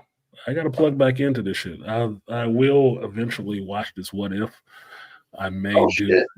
Yeah, What If season 2. I just started All right. watching episode of that, but that's a 4-hour commitment for this week, so I may take it a couple episodes at a time throughout this week to get it over with.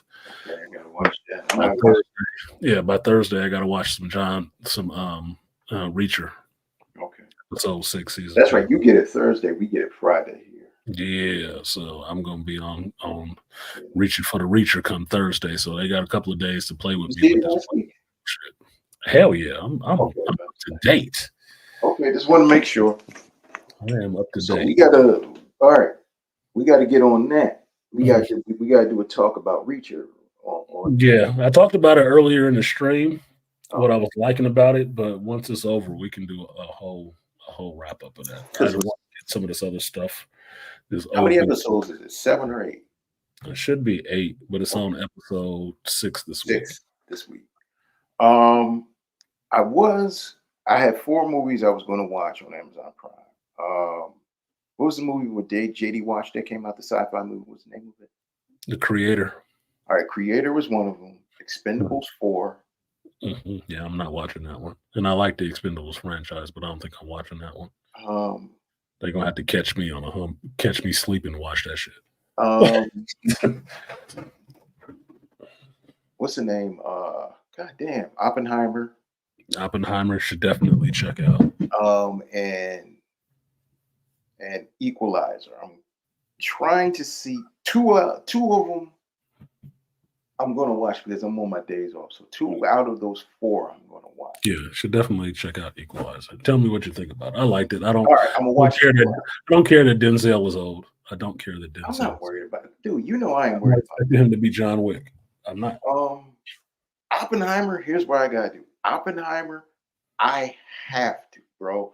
I have to block out a day and not care about anything to sit down and watch that movie because, first of all, it's a Nolan flick. Uh-huh. And like how you said, it for flicks like that, like, okay, if you said, hey, Malika, let's go see Oppenheimer, and we're going to the movie theater, okay, I'll be in the mindset with that. But Mhm. if I'm home, I have to block my mind. That's like something really situational, like for a Well, flick like I'll tell you this. My regional said it best. He was working when Oppenheimer was that. on the Okay. TV. He's working in his hotel room, and he kept hearing things and looking over and watching it. Then that eventually he just pushed the computer aside and was only See, watching this. It pulled his ass in. exactly. It That's what pulled I his have. ass in. It doesn't feel like it's 3 hours. It doesn't feel like that. It moves along. Okay. Okay. So don't even worry about that. Killers No, of the I'm just Flower Moon feels like 3 hours. okay. It does feel like 3 hours. Now But the other two, like Expendables 4, I'm not really that worried about it. That'd be just for a guilty pleasure and fun. But the JD Wash movie, that's another one I want to sit down check and out really the watch creator. Yeah. because watching on the big screen, turn the volume up, and just be in awe of everything, and also gather what the story is and stuff like Mhm. So let me answer Zajak's question. Zajak, did I see Megan? Yes, I saw Megan, and I liked Megan. Megan was fun. It was in that. California too. That shit Which was one's next? hilarious. Megan was that little robot, kind of came to life. Oh, that one, that creepy That one. shit was Yeah. funny. I have a reaction for that movie on my channel, Zajak. So go look for that. There's a Megan Oh review on yeah. there.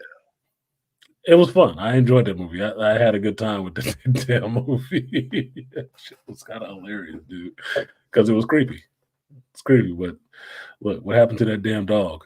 That's what happened to the dog. Like I forget what the dog's name was. Was Eddie or whatever? I think it's Eddie. Like where's Eddie? That's what the title of the reaction is. Like where's Eddie? Okay. Because something happened with that dog, man. I don't know where the dog is. What the fuck? They never mentioned that shit again. I would want to see a Megan too. I really would. If they smart, they'll throw that shit out again and put out another trailer with a little they dance in the trailer and people would show up again. Like the fuck is going on with Is this? did they leave it in the end where it could possibly be another Megan? Okay, that's cool. All right. Yes. Yes, you can't destroy AI. Okay. Not an AI robot that's kind of becoming self-aware. Okay. No. Nah, bruh. Nah, bruh, that's a problem.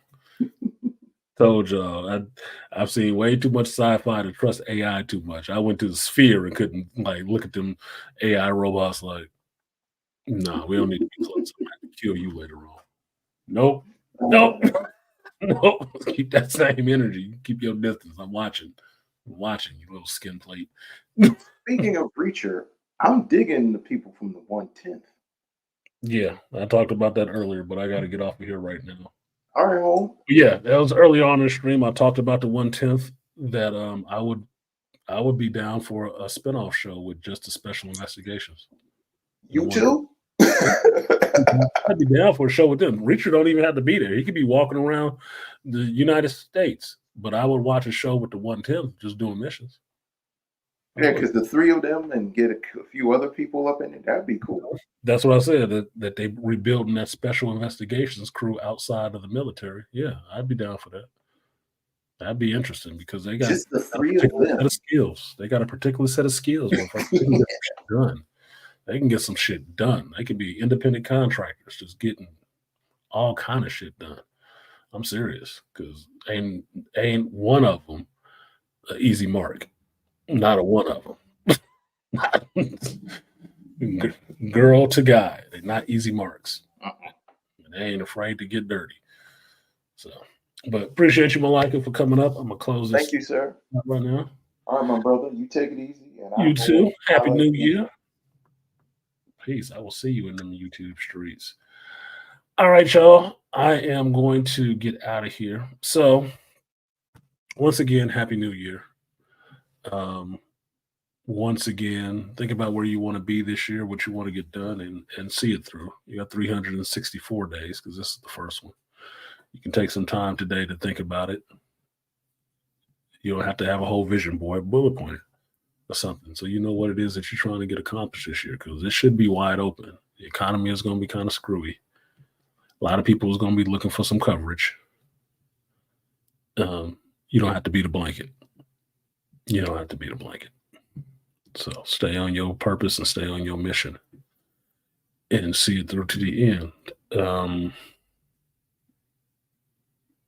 Other than that, yeah, I'm glad to see y'all. Thanks for coming through, sharing some time with me. Try to see a sunrise, try to see a sunset this year, or at least this month. Recognize that you're in a new day and appreciate the day that you're in. I'm artisanmc. This has been Shop Talk Live, addendum. But I do the regular Shop Talk Live string every Sunday at 11 a.m., rain or shine, on call or not. I will do that stream for you guys. Like, share, and subscribe. And I will see you guys. I had it right on the right spot. Next time. Peace.